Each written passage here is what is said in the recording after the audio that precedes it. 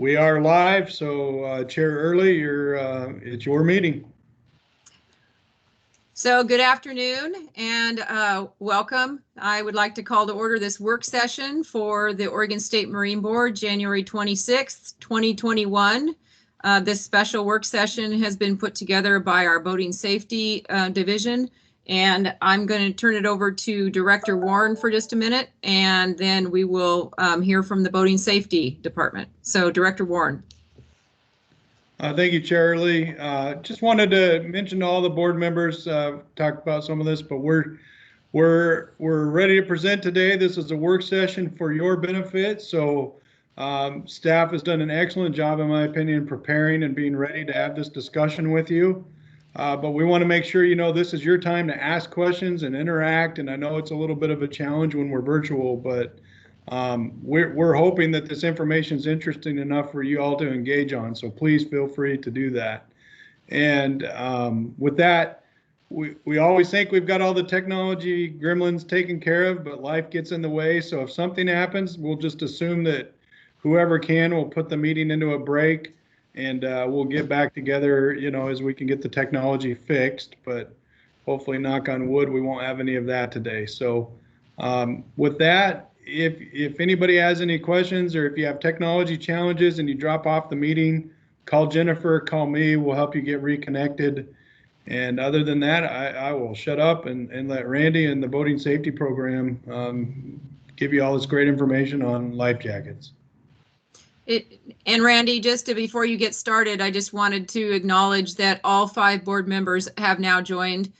Colleen, I see that you're on there also. So Colleen and Laura and Vince and Craig are all present, and we are anxious to hear what you have to present for us, Randy. All right, so first off, can everybody hear me okay? All right, yes. Thumbs up.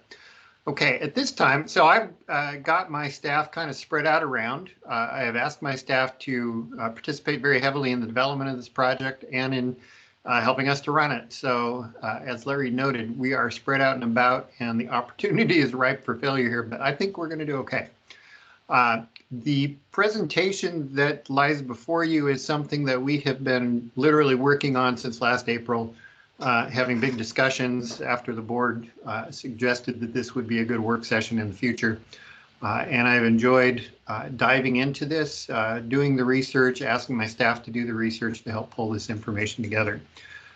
So I really want to say thank you to Director Warren for assisting along in this, kind of helping us out.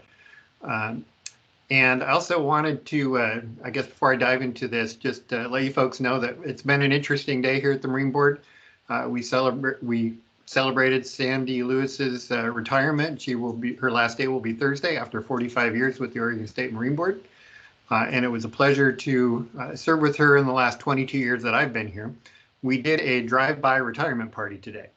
We literally had a parade of law enforcement and other friends and partners from over the years drive by in their vehicles. We stood outside under a cover and handed out cupcakes and treats and talked a little bit. And you know, it's a strange world, but we do the best we can do.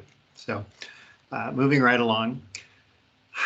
So Chair Early, members of the board, thank you for the opportunity to present to you on this important topic of life jackets and boating. Life jackets really are foundational. They are a foundation of the boating safety message and a major part of the regulations that we enforce. This is a particularly important topic this year as we come off a very difficult year with 27 boating fatalities, the highest in a number of years, I think since 1987. Because our board comes from so many different backgrounds, when I started thinking about this presentation and some of the questions that had been brought up in the past, I chose an approach that starts broadly and narrows down. And at the end, we have some specific questions for you in hopes of understanding your priorities and hearing any direction that you may want to provide. Our goal here is to be as informed as possible at the local and national level, and to be able to answer any questions that you may have during the presentation and after the presentation. Let's see here. This is where I have to hope for the technology to work. So allegedly, if I press the arrow, I will get the next slide. Go ahead and advance me one, Brian.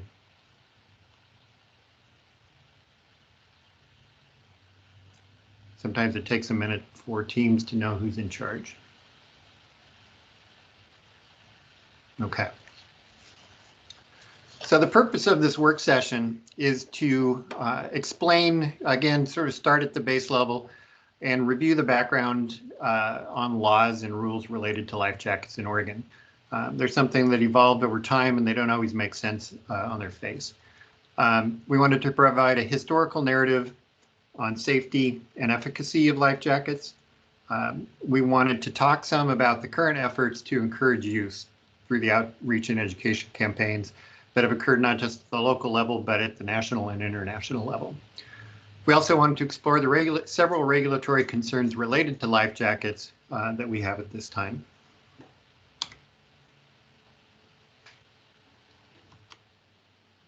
Okay, there you go. All right, so the agenda for today, we're going to start with life jackets, kind of a life jacket 101 presentation, just an overview of it. We'll talk some about field observations. These are some thoughts from some of my staff who review the boating accidents on a regular basis. Again, we'll talk about the regulations. We'll go through them somewhat systematically, not in huge detail, but just to make sure everybody's up on what they state. We'll talk some about the statistics. When you're looking at anything related to life jackets, you know, we've got a large body of national and state statistics that help guide what we use for outreach and education, as well as for law enforcement. Fatality rates and trends nationally and in Oregon are a part of that interest. I'll have staff present some information on that, as well as the outreach and education that we conduct at this time, and I'll look at some of the national campaigns as well. I would also like to spend some time talking about moving forward. So if there is a desire to address some of the issues that we raise or to dive into them deeper, we have some ideas on things we can do moving forward. And again, some of the specific regulatory concerns we'll dive into, and we'll be able to spend some time talking specifically about those. And then, of course, at the end, we'll open it to questions, try to summarize some of the information you've got and see if there's either additional information you need as follow-up or if there's some direction to staff to go forward. Okay, so these are my staff. They'll be helping out with the presentations today. Brian Paulson is our Waterway Program Coordinator. He's actually in the mini conference room helping to run the slideshow today, so I really appreciate his participation. We've got myself, Eddie Persichetti, our Law Enforcement Training Program Coordinator, and Miriam McKenzie, our Boating Safety Education Program Coordinator. And we've got Ginger Davis and Jessica Watson in there today. They're with us in spirit, not presenting, but they've certainly played a key part in everything that we do.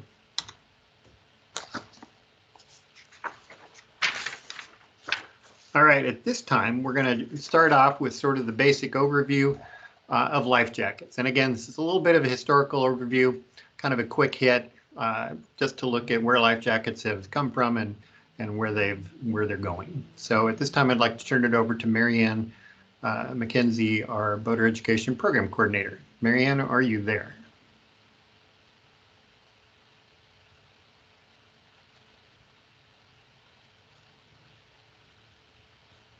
You'll have to turn yourself off mute. Yes, I'm here. Okay. Sorry about that. That's all right. Okay. Thank you, Randy, and good afternoon, Chair Early and members of the board. I am Marianne McKenzie, the Boating Education Safety Coordinator. Let's see if this will, there we go. Oop, too far. So it's a very interesting story of how life jackets came about from our history. So in 870 AD was the earliest recording of a life jacket. The Assyrian army used inflated animal skins to cross the river. I'm so glad we have better materials now. In 1765, the first cork life jacket was patented by Dr. John Wilkinson.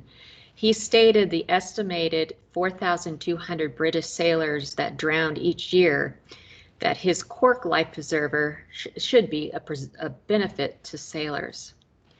In 1854, Captain John Ross Ward with the Royal National Lifeboat Institution in the UK designed a cork vest to be worn by lifeboat crew. He was cited as the forerunner of the modern life jacket. In 1861, you can see Mr. Henry Freeman. He was with the Whitby lifeboatmen and was the lone survivor of a tragic lifeboat incident because he was the only one wearing a cork life jacket. In the next picture you see from 1917, there are new recruits from the Coast Guard. They used mattresses as life jackets. I think it was only for training, but I'm not sure. The most important thing that they told these recruits was to actually remember how to hold the life jacket when jumping off the deck of the ship. Otherwise, they could break their jaw or knock themselves unconscious. In the early 1900s, you can see in the third picture, the cake-pock life jackets. The cake-pock life jackets became the standard stuffing because it was useful because seamen could still wear them while sleeping. The far right picture was the first attempt to an inflatable life jacket. And the war brought inflatable life jackets worn by sailors and submariners as what we know of them today. In the 1960s, synthetic foam was developed and the foam life jacket was invented, where that brings us to the life jackets we see now, of course with some minor changes. So there are a variety of different styles and sizes available for people. They are also designed for specific activities. They are more comfortable, but I can go into so many different things, but let's get to the other selections. There's also inflatable life jackets. In 1928, Peter Marcus invented the first inflatable. He was a merchant who loved to boat and fish, and he was aware that boaters and fishermen sometimes went overboard and drowned because they refused to wear the life vest in use at that time. Those vests were cork-filled and bulky, and sportsmen did not like to wear them because they hindered their arm movement. Marcus inflatables were nicknamed the Mae West, and well, I think you know why. They were issued to U.S. and British Air Force servicemen during World War II.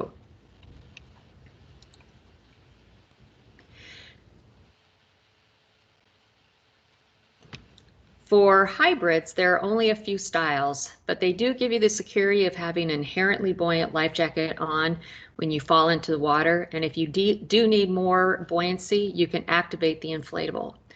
There are hybrids for children, which are U.S. Coast Guard approved to wear on boats. So this next slide is regarding persons with disabilities and how do life jackets work. So this book that you see on the right-hand side was written by Janet Zeller and a team of nationally recognized leaders in adaptive paddle sports. There are no special life jackets for persons with a disability when it comes to boating. Using the same life jackets as everyone else, the life jacket is fitted for the functional impairment and swimming ability.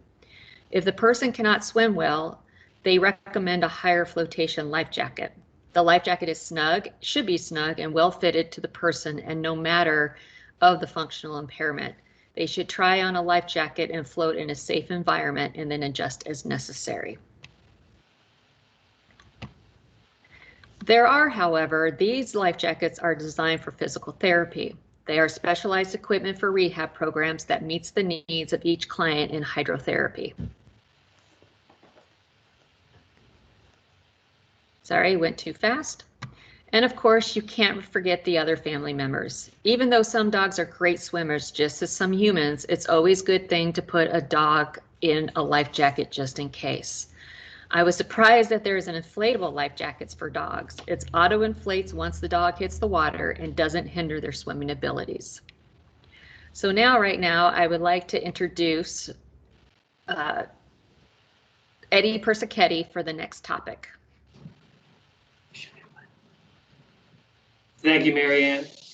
Chair Early, members of the board, good afternoon. My name is Ed Persichetti, and I am the Marine Law Enforcement Training Coordinator for the Oregon State Marine Board. Thank you all very much for your time. I know everyone's very busy this time of year in particular, so I appreciate everyone being here. I'd like to start my portion of this presentation with a very simple question followed by a story.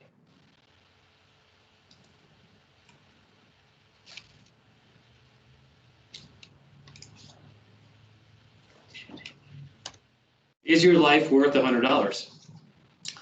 I kept you there in suspense for one moment.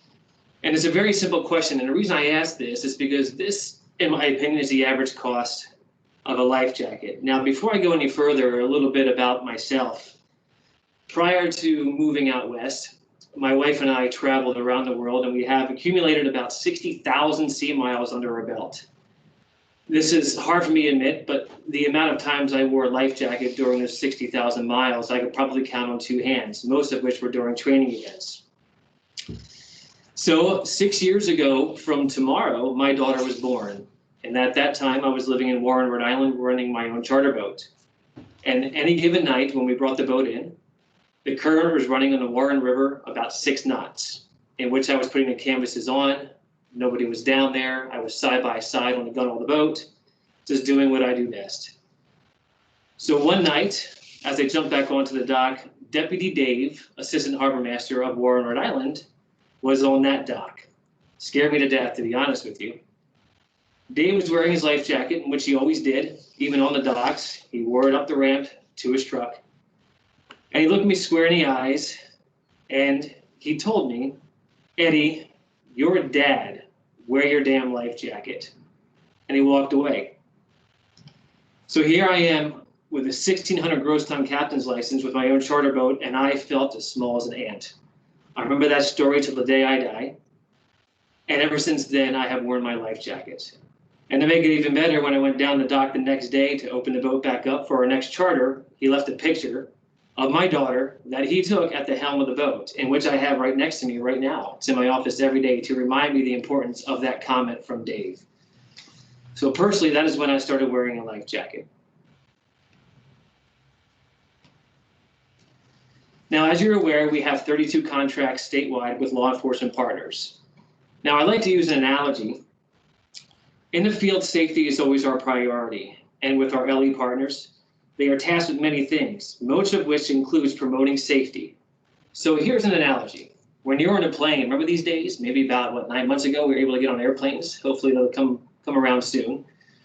So look at a Boeing 737-700 series, seats about 120 people. Now, during the flight, the attendants stand up, as we're all aware, one forward, one aft, and one center, and they make their safety announcement. Now, personally, I pay attention every single time because I assume that these are trained individuals and they have an important safety message for me, and I'm going to listen. It's respectful, and in fact, I can only assume in the event of an emergency, the person next to me is not going to know what they're doing, so I'm going to have to help them. Now, using that analogy, that is about one flight attendant per 40 people on that plane. Now, let's look at our law enforcement partners. Currently, right now, we have actually 160,000 registered boaters. That's just 60,000, but that's a correction. We have 160,000 registered boaters in the state of Oregon. We have 40 full-time year-round Marine deputies. Now, we do have a lot more seasonal during the summer, but we have 40 full-time year-round. Now, if you use that airplane analogy, that is one LE Marine officer trying to convey a PFD safety message for every 4,000 boaters across the state. That is a very difficult task for our LE partners to do. Now, as you're aware, we have our Law Enforcement Academy. This year it's going to be in Madras, and I invite all of you to attend any of our training events anytime. I really stand by the comment that we have some of the best national training when it comes to marine law enforcement. But one thing we notice is on our pool day, which is a very long day, 1 out of 15 life jackets do not inflate. And after it doesn't inflate, we pull the person off at the bottom of the pool, they catch their breath, we have divers that can assist in doing that, and then we look at the PFD and we say, okay, why didn't this PFD go off? These are the 4 most common answers I could find. Either it's a cartridge malfunction, operator error, because when you're going down the bottom of a 15-foot pool, you do tend to panic and maybe you miss that handle if it doesn't automatically inflate. It's not properly fitted. And what we've noticed a trend is our LE partners are favoring inherently buoyant PFDs. And what that means is it's a PFD that when they fall in, they'll just float. There's no mechanics whatsoever. We require these in the field with whitewater situations or moving water situations, but these are the most common trends. Now, when we're in the field, I am with law enforcement side by side, and 9 out of 10 times I am not saying a word when they're interacting with the public. But I had some LE partners interact with the public, and they asked the public, why do you not wear a life jacket? And these were the most common responses that we've noticed between 2018 and today. And this is the biggest one, because I don't have to. You can't really argue with that. That's a really good point. They're right. Depending on what they're operating, they may have to carry it. They may have to wear it, for example, if they're 12 years or younger, but most of the time they don't have to. Or I can swim, or it's easier not to, or they're uncomfortable, or style. And it goes on and on and on and on and on. So I brought this conversation to my wife because this was not an easy presentation for me, and I'll explain that in a second. But my wife said, you know, that's a good point. They don't have to wear them, but are they aware of the risks? And that's a really good question. If you look at most of the fatals in the state of Oregon in 2020, I really posed that question up front. Were these boaters aware of the risks that they were taking? So Mary Ann McKenzie and myself, we have the task of reviewing most of the fatals, or all of the fatals, I should say, throughout the year. And when we come in on a Monday morning, and I go to my desk and go to my inbox, and there's a big white piece of paper on top of that pile, and the word fatal is right across the front of it, I already know what kind of week is in front of us. And it's really sad. So I'm going to give you a few examples of the fatals we had in 2020. It is my opinion and my belief that at least 17 out of the 27 fatals we've had could have been prevented if they were wearing life jackets. This particular example was just sent to me from Deputy Brett Anderson, Clark County. So this is not Oregon, this is over in Washington and Vancouver. But Deputy Anderson said this is a great example because this particular individual, and I highlighted the blue words here, religiously wore her life jacket. It was a Vancouver resident. She had her life jacket on, but the fact is when she purchased her life jacket, the cartridge was not installed. She assumed it was in there. And you can see about the third paragraph down, the inflation mechanism showed red, indicating the bobbin had dissolved by contact with the water. And the takeaway from here, if you go all the way to the bottom, look at the blue lettering, Deputy Anderson said, I probably contact 5 people a year with inflatable PFDs that are missing their CO cartridges. Now, Clark County works closely with Multnomah County, so I talked to Sergeant Dangler, Multnomah County Marine Patrol, and Sergeant Dangler said the same exact thing. He said that he comes in contact with multiple people wearing PFDs and the cartridge is not there. So point in case here is if you purchase a PFD, there's a large component that that person does have to read the instructions and make sure that cartridge is in fact inflated. But this was a sad one. And there you go. So there's the PFD that was recovered, no cartridge. So when we get a fatal report, this is what Mary Ann and I review, and this is exactly what they look like. A brief description, usually accompanied by pictures, and a detailed report from the law enforcement officer. But there's one common trend in all of these reports, and you can see those big letters right there on the left. In this particular situation, neither were wearing PFDs. Now, when we get these reports, very rarely is there a picture associated with these. So I went on this awesome search engine called Google, and when you start to put pictures to these individuals that passed away from not wearing a PFD, it was super hard for me, and it still is. So this gentleman, Calvin, he's seen here with, I assume, is his daughter. Calvin was not wearing a PFD, and the individual, the other adult he was in a kayak with, he was not wearing a PFD either, but unfortunately, Calvin here drowned. This was a big one in Clackamas County, right to Milwaukee boat ramp. This individual from Happy Valley, I believe, he was not wearing a life jacket. An Idaho couple who assists more often than not in Oregon had to come over and assist with his recovery. But this was right in my backyard. And again, this was a very difficult one, not wearing a life jacket. This individual right here, not wearing a life jacket, I'm sorry, correction, it was not fitted properly. And as Mary Ann said prior to me speaking, it is imperative that life jackets are fitted properly. Mother's Day, no life jacket on her or on board. So these are the pictures that really strike home. This one right here, Klamath County, it's unknown if he was wearing a life jacket that was not properly fitted, unzipped, unbuckled, or not wearing linen at all. This was a very big one out on the coast. Very popular amongst the fishing community. The operator was wearing one or was not wearing one, and we have a double fatal. Not wearing a life jacket, and it goes on. This one now, on occasion, we do get a circumstance where they are wearing life jackets and they are properly outfitted, but here was a medical emergency, most likely cardiac arrest. So there was also a fatal just before Christmas that was pertained to a leash. Two individuals were paddling a Willamette, and they were properly outfitted, but not using a proper breakaway leash. So again, tragic example, they were wearing life jackets, but medical emergency. Both were not wearing life jackets. The Chutes River not secured correctly. No life jacket wearing hip waders. Again, not wearing life jackets. So you can see the trend here. And these are the individuals that I believe were wearing life jackets. They could have very well been with us today.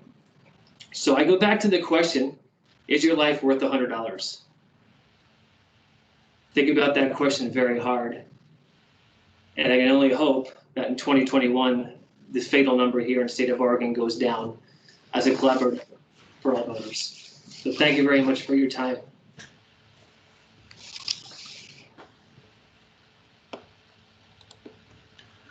All right. Thank you, Eddie. I appreciate your presentation. It makes for some interesting discussions after he and Marianne have gone through the reports. I read quite a few of them as well.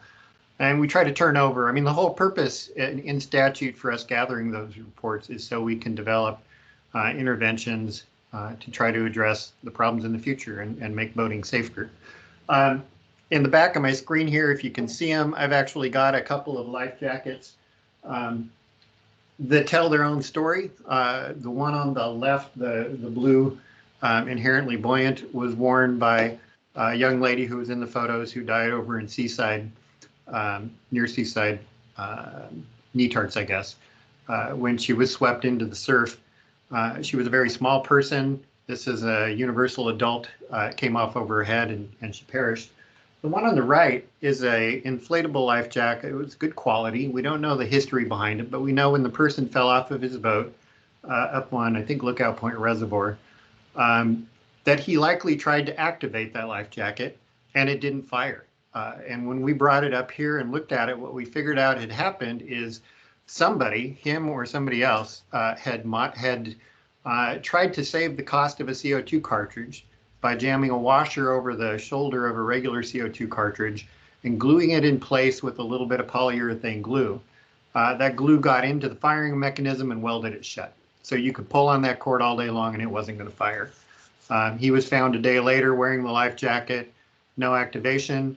It's unknown, obviously, what happened, but even, I think, with inflatables, and we don't want to give inflatables a bad rap because they do their job a lot. But in this case, the person didn't even attempt to manually inflate the jacket. Hey, Randy. Yes.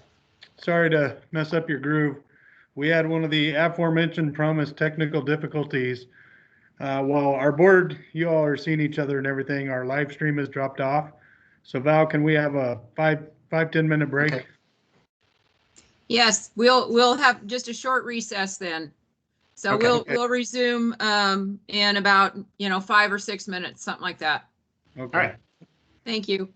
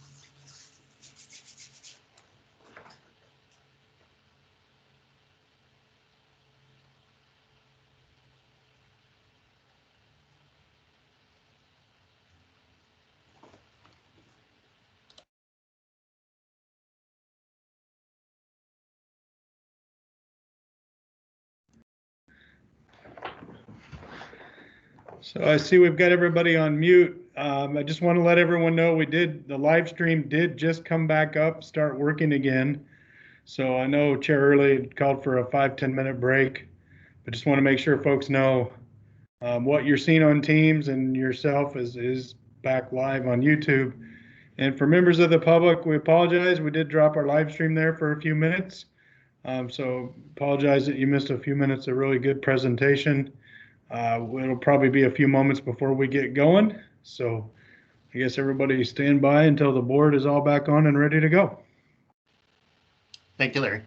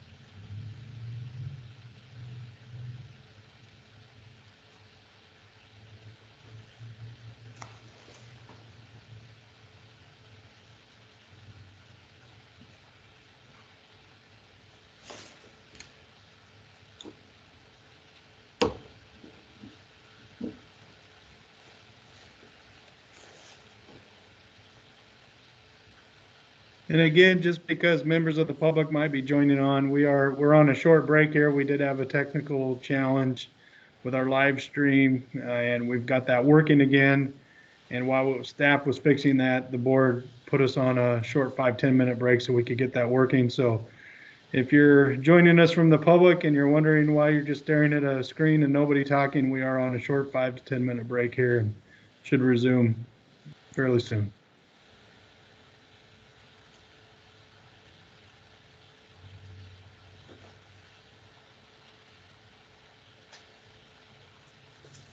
If everybody is still here,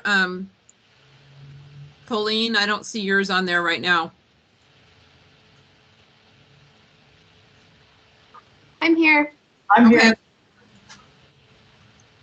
Okay, since we have the public back on now, I see Craig is still on there too. Randy, if you're ready, let's go ahead and resume. All right. Thank you, Chair Early, members of the board. Just to recap a little bit as I jump into the regulation section here, we've talked about different types of life jackets. We've reviewed the types of incidents and some very tragic fatalities we've seen in the last year. And we talked a lot about inflatable life jackets versus inherently buoyant life jackets. We raised that specifically because we are 20 years really into the boom of inflatable life jackets. So obviously they're a big proportion of the life jackets we see out there, and they have been adopted very heavily, especially by fishermen, especially on coastal waters and lower rivers. They're just very popular. We're at that stage with these devices that they're starting to wear out. They need to be replaced. They are mechanical devices. And that's become a focus of our education, is you need to check these devices several times a year, blow them up, make sure they hold air, make sure the cartridges are good, make sure anything that's expired has been replaced. As I was going through my boating gear last summer, I realized the life jacket my wife had worn the previous year wouldn't hold air. I don't know how. It had a nick in it and it would not hold air. So she accused me of causing that to happen, and I tell you I did not. So diving into the regulation section here. Well, let me see if I have control.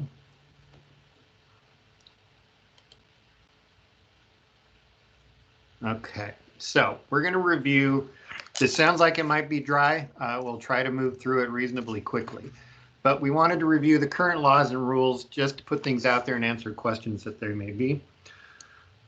Specifically looking at ORS 830. And again, like all of our regulations in the state, we have those that are in statute and that literally are the result of a law, of a House bill or Senate bill. And we have administrative rules, and those are things that the Marine Board has the authority to put in place. The laws give the Marine Board authority to do things, including making rules in some cases, and we have to parse that out and try to understand the intent of legislators when they pass certain legislation, and that plays into this discussion. I'll explain how in a minute. So we're going to talk some about personal flotation devices and rules. There's an interesting rule that gives peace officers, the authority to suspend a voyage if there's a certain hazardous condition. We'll talk about that. I wanted to look at the penalties related to life jackets because that's changed in the last year. And then we do have some guidance statutes that dictate personal safety equipment also. The administrative rules, in some cases, parrot statute and CFR, Code of Federal Regulations. So we'll walk through that a little bit as well. Okay, so ORS 832.15 requires, let me see here, puts the requirement in that our rules must be consistent with the U.S. Coast Guard. We cannot deviate from those, although occasionally over history we have. All boats must carry an appropriately sized life jacket for each person on board when in the boat and underway. Statute tells us that the Marine Board shall classify PFD types. Historically, these have been the types 1, 2, 3s, 4s, and 5s. As we move away from that, you're seeing references to throwable and wearable flotation devices. And it also, statute also includes mandatory wear requirements. So we'll talk about that. Okay, just a little more detail on here. So peace officer authority to require operator to remedy especially hazardous situations. What this means is there are 3 or 4 different things that can occur that gives a Marine officer or any peace officer the ability to suspend your voyage, tell you to go back to shore, or you'll get a citation. One of those includes improper or insufficient personal flotation devices in violation of ORS 832.15. So if there's 4 people out on your boat, there's only 3 life jackets, the officer can cite you for that problem, cite or warn you, and they can send you to shore. And if you refuse to go to shore, that's another citation, and it gets a little bit bigger. This is something that is used more and more often these days. I have some numbers later. The penalties, a person who violates ORS 832.15 commits a Class D violation. So that changed in the past session, and it is now I think the $110 for an adult violation. It's still the Class B for a youth, which is a $265 citation. There are exemptions to the life jacket requirement that are in statute. This set of exemptions is different than the exemptions we have in rule. We'll talk about that. This exemption says, you know, if you're visiting from out of state or out of the country, you are exempt from Oregon law if it's different. A boat that's owned and operated by the U.S. government is exempt from these rules. We can't technically we can't apply statutes if they're inconsistent with federal law or regulations. And a boat belonging to a certain class of boats. Well, the more important one here, ship's lifeboat. Obviously, if a ship's sinking and you jump on the lifeboat, you're going to be exempt from the carriage requirement from having a life jacket. Now, when we jump to administrative rule, you see, again, some duplication of statute. Life jackets on board, must be on board. You see the throwable flotation device detail. 12 and younger, mandatory wear. This is sort of interesting. We'll circle back on this. The canoe and kayak exemption, so you don't need a throwable on canoes and kayaks. There is an exemption for racing shells. I actually have some additional detail here. In your board packet, you should have a listing of the actual rules and regulations. I don't have it in front of me, but you can reference that if you'd like, and I can pull it up if we need to. Racing shell exemption, so there is in rule, and it parrots Coast Guard regulation, CFR, that if you're operating a racing scull or shell, that you are exempt from carrying personal flotation devices or life jackets. There is a requirement in regulation that if you're operating a personal watercraft, you must wear, not just carry, but wear a life jacket with inherent flotation. So that's kind of a unique one too. There is an exemption in rule for sailboards and float tubes. That is also something that shows up in CFR. And another thing that is that we've got is the requirement for Class 3 whitewater, to wear your life jacket in Class 3 whitewater. And that's something that is actually set in statute with some additional detail and administrative rule. When we jump to the Code of Federal Regulations, you see what was the genesis for a lot of the state regulations. You see the personal flotation devices required language. The exemptions some of those are there. You see the stowage requirements. That's where a life jacket must be readily accessible. You see the language that it must be in serviceable condition. So if there's rips or tears or heavy fading, it's not considered in serviceable condition and is thus not a legal life jacket. And then you see an interesting CFR that was added in 2004 that sets the requirement for children to wear personal flotation devices. What's interesting about this is at the time, back in the 1990s, the National Transportation Safety Board made a recommendation and encouraged NASBLA and various other agencies to adopt child life jacket requirements. The state of Oregon adopted that regulation in rule in '95. The Coast Guard didn't get around to it until 2004. So technically we were in violation of Coast Guard requirements because we exceeded their preemption authority. But we got past that for the most part. Now in Oregon, we do have some mandatory wear requirements, and mandatory wear is one of the big questions kind of our day. We'll get to that when we start talking about education. But in 1995, Oregon through rule, and you have the rulemaking document that went to the Secretary of State in your board packet that was filed by Director Paul Don Hefner in, I think it was 1997 is when that final document was signed.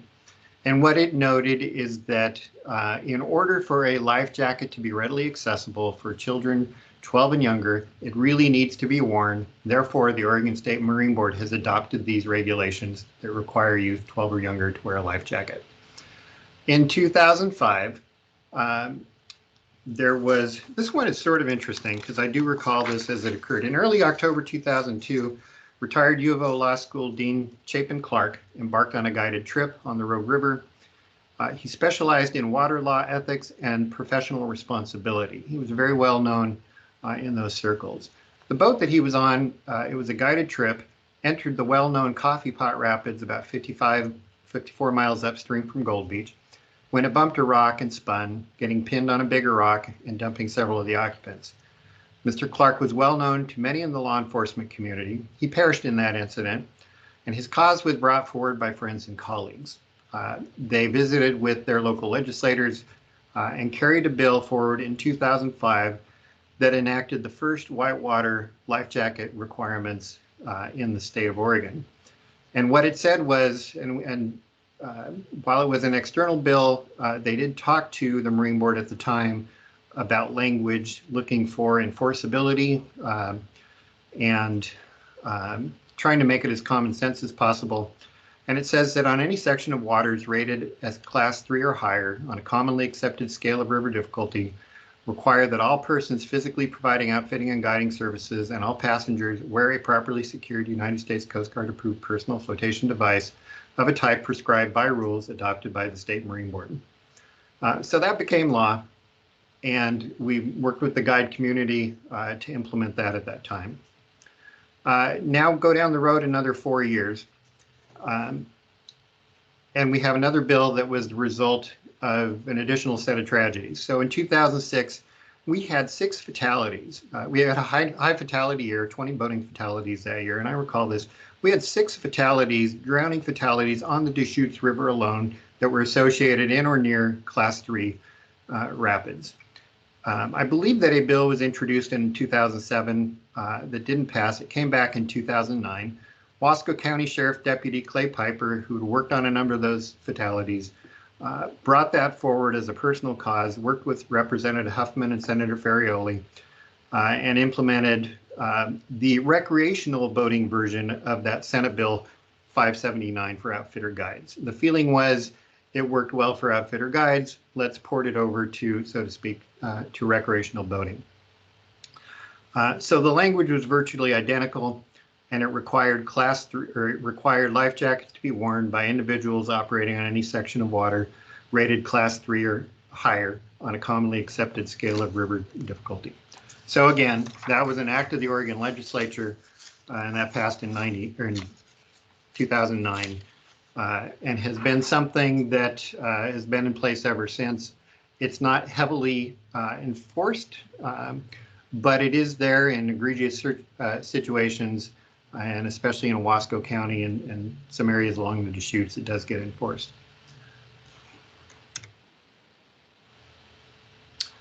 We also believe that we lead by example. So it is a part of our contract with our county sheriff's officers that the county agrees that assigned personnel shall wear a Coast Guard approved personal flotation device while on board a boat. That includes training, and the training that we must give them, and we do. It talks about life jacket use, deployment, and care. Eddie talked about some of that. That's why part of the reason we throw these guys in a pool when they're weighed down with their guns and duty belts, and make them deploy their life jacket. There's nothing like an experience like that to realize how important they are.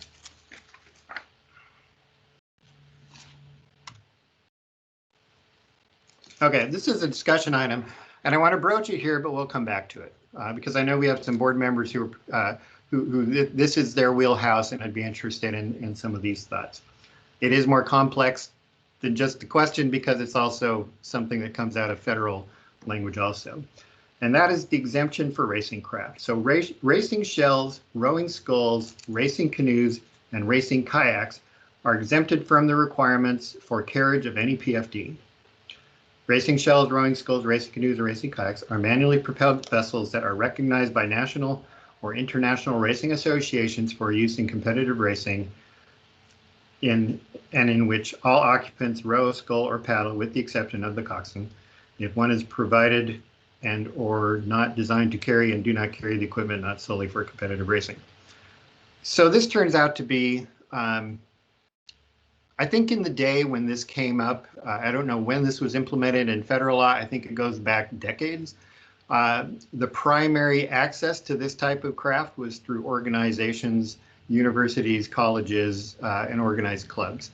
What we see now is a growing use of these for personal fitness and recreation, and yet the exemption still applies.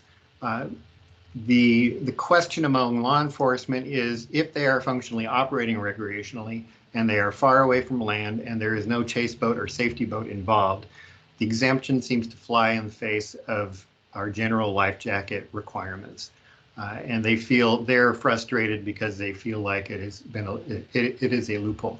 And we are in a place today with inflatable life jackets and different types where maybe the concern about the bulkiness of a life jacket is a moot point. There are no specific exemptions for racing craft in this. We have a difficult time trying to, I guess, address this in any way. To be blunt about it, it's something that we have avoided trying to further address until this opportunity. Let's see here. Yeah, on this slide, we can see some of the Code of Federal Regulations. It's not actually as specific as state, but it's in there also. Okay, so this one is going to take a little bit of a moment, and then we'll be done with the regulations piece. I wanted to look at what law enforcement has actually done on the ground in the last 10 years, according to the data that we've collected. So when I go into our law enforcement database and I download all of the boater contacts violations, which include citations and warnings, I wanted to look at how those appeared specifically for all life jacket stops. So you can see third column from the right, all PFD stops. And when I first put these numbers down, I kind of wanted to cry because back in 2011, we saw 952 stops for personal flotation violations. So that's 952 boating stops that resulted in either a warning or a citation. And when you fast forward to 2020, we're at 529, so almost half, a decline in almost half. And when I saw that, yeah, like I said, I kind of wanted to cry because that's not the kind of numbers I wanted to see. Then I decided to put it in some context of bigger numbers. So that's where I added things like the second line over here. You know, there's a difference between causation and correlation, or however that term goes. And there are just a lot of things going here. So, for example, on the left here, we see that funding is directly tied to patrol hours, okay? The more money you get, the more patrol hours you get. Over time, funding has been a little bit of a bumpy ride. In 2011, we provided $5,077,000 to our marine law enforcement partners. Now we're at $5.5 million to our law enforcement partners in 2020. You can see that it's gone up and down a little bit in the between times. How many boats are out there on the water to make contacts with? Well, in 2011, there was 172,000. Now there's 160,000. Okay, that's one reason that those number of contacts might have declined, is there's fewer boaters to check. Patrol hours is directly tied to funding. I think I'm on the docket at the April board meeting, and I would like to dive into these types of numbers in a work session with you also, so we can kind of get down and dirty with all of the funding and enforcement related questions you guys might have. But in a nutshell, 60,000 hour patrol hours, these are hours that law enforcement officers spent in boats on the water or on the shore doing patrol. This is not time they spent in their office writing reports or getting training. So this is where they have an opportunity to interface with boaters. So 60,000 hours in 2011, about 45,000 hours in 2020. What you're seeing here is an erosion in the value of the money that they're getting and the increased training requirements that pulls them off patrol to maintain their various certifications. Policing continually gets complicated. We hear that a lot. Plus there's additional training because the turnover rates, there's a whole host of things that contribute to the decline in patrol hours. When I look at the number of contacts, you see, well, that's kind of been up and around. 35,000 in 2011. It's been as high as 48,000 in 2016. It's back around 31,000 this last year. And that's actually, it was a good jump from the previous year. So you can see where that bounces around. Oh, I see a hand up. Yes, Craig, ask a question. Yeah, I don't know if you want us to ask questions while you present or wait until the end.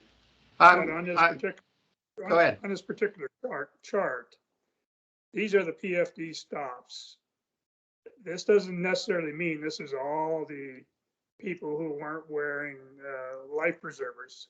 This is just the ones that were witnessed when they were stopped.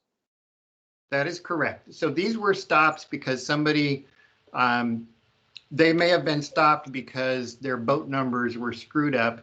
And as the officer talked to them, he asked them about their life jackets and they were one short of the requirement. Or they saw somebody on a PWC who didn't have a life jacket on when you're required to. Or they saw a young child with no life jacket. Okay. So this doesn't necessarily represent who wasn't wearing a life jacket. Correct. This is not a wear study. We'll get into that in a bit. We'll talk about wear rates a little bit later, okay? Looking at your chart here, then, the last column, there's more voyages terminated in 2020 than there was in 2011, although there was more stops that showed people weren't wearing life preservers. So did we change our policy on requiring people to be returned to shore? Wow, so you're very astute. You're jumping ahead of me here. I think that we can debate that point a little bit. I'm not sure what that gets at. What I think it gets at, what it could get at, is that what we're seeing, and when I talk to officers, I see anecdotal evidence of this, is you're seeing fewer stops for life jacket violations because more people are compliant. So our education and our outreach has told people that they need to have life jackets on board for everybody. Most people know they need to have life jackets on their boat. You could make an assumption from these numbers that people understand that. Now that's different than people wearing a life jacket. You know, I can have 4 adults on my boat and nobody needs to wear a life jacket. When you get over here to voyages terminated, you're seeing a higher level. That's a pretty significant and steady increase in termination. So I think what you're saying is more people are compliant, but law enforcement is more serious about terminating the voyage when people are not compliant, if that makes sense. Yeah, I understand. But I'm trying to ascertain from this chart whether we've been doing something right and we're getting more people to wear PFDs. This chart does not tell us how many people wear PFDs. We will get to that. Wear rates are, that's the big question. How do you get people to wear life jackets? And Brian Paulson, who is up, I think next, has some really good national data and statistics on that. Okay, so keep that thought in mind because we'll get there. All right, so great segue. At this point, I'm going to turn it over to Brian Paulson, who I asked to dive into some of the state and national data related to this and see if he can shed some light on the trends that we're seeing nationally. Brian, are you there and are you ready? I am, Randy. Thank you. Good afternoon, Chair Early, members of the board. I appreciate the opportunity to talk to you this afternoon about life jacket wear and wear rates and statistics. Bear with me here, make sure my computer's working. So, common attitudes toward life jacket wear. So before we dive into some numbers, I just wanted to go over the general consensus on common attitudes. So I went through about 20 peer-reviewed studies, articles to gather a lot of this information, in which every source that I use is cited. They're at the end, and I even have the links to where you can go review the source as well afterwards if you want to pull additional data. So first of all, boating safety educators believe that life jacket wear rates must increase to reduce drowning fatalities. Boaters often believe that they can don a life jacket in enough time to prevent a drowning. And to some, a life jacket can be perceived as a symbol of inexperience and weakness. And there is a perception that life jackets are uncomfortable and often interfere with the boater's activity.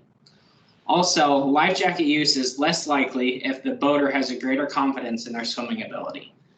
As Randy was just speaking, we see a lot more people having life jackets in their boat, but if they're not wearing them and not able to don a life jacket in enough time to prevent a drowning, that's where we start seeing these statistics shed light. So looking at national statistics and trends on life jackets, from 1999 to 2009, there were 7,782 recreational boating fatalities in the U.S. 71% of those resulted from a drowning, and of those 5,517 drownings, 87% of those were not wearing a life jacket. That's a big percentage. So going back to that first slide, the main thing here is that boating safety educators believe that life jacket wear rates must increase to reduce drowning fatalities. So surveyed life jacket wear rates during 1999 to 2010 for nearly 500,000 boaters in 30 states. The adult wear rate was 8.1% and the youth wear rate was 59.8%. Now that was specifically on boats.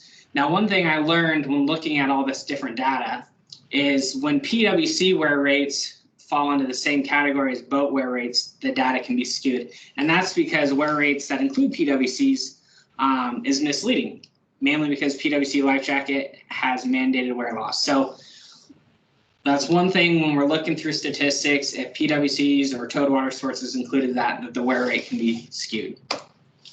Now looking at Oregon's observation of wear rates from 2008 to 2019, powerboat wear rates are significantly higher for 13 to 17-year-olds and also 18+ groups, comparing Oregon to national, specifically in the last 3 years. So the 18 to plus adult group 15.2% wear rate compared to the 5.6 nationally. On the 13 to 17-year-old age bracket, 65.4% wear rate in Oregon compared to the 35.7% nationally. Now, that could be attributed to that Oregon has higher risk waterways compared to several inland states. You know, when I talk about high risk waterways, coastal, cold water, it is worth noting that the adult powerboat and paddlecraft wear rates are higher than national average for all 12 years of this data, and that the youth powerboat wear rates were also higher, even though it wasn't much higher, but they were higher in all 12 years of this data. Looking at the Coast Guard's report that came out for 2019 for the US, there were 613 recreational boating deaths. The cause was drowning for 79% of these, 613 fatal boating accidents. 416 of those drownings were not wearing a life jacket. So that's 86%. So as we start looking at these studies, you see that generally it's high 70s to 80% of drowning victims were not wearing a life jacket. It is also worth noting that 8 out of every 10 boaters who drowned in 2019 in the US were on a vessel that was less than 21 feet.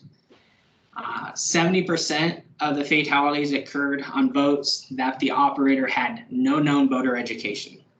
I thought that was worth noting because only 20% of the deaths occurred on boats where the operator had a boater education card. So looking at that statistic, it is definitely relevant that boater education, getting on a boat that is being operated with somebody with boater education is much more safer than somebody that's not. And on this statistic, it's over 3 times greater. Looking at the fatality rate compared to boater registration. So Oregon in 2019 had 165,253 boater registrations. That's 18 fatalities. So the death rate is 10.9 deaths per 100,000 voter registration. If you look at it nationally, obviously you can see that Oregon is 10 deaths or greater per 100,000. In fact, in 2018, we're right at that 10.1 mark as well. I ran the simple math this morning for 2020, and we were at 16.9 deaths per 100,000 voter registration for 2020.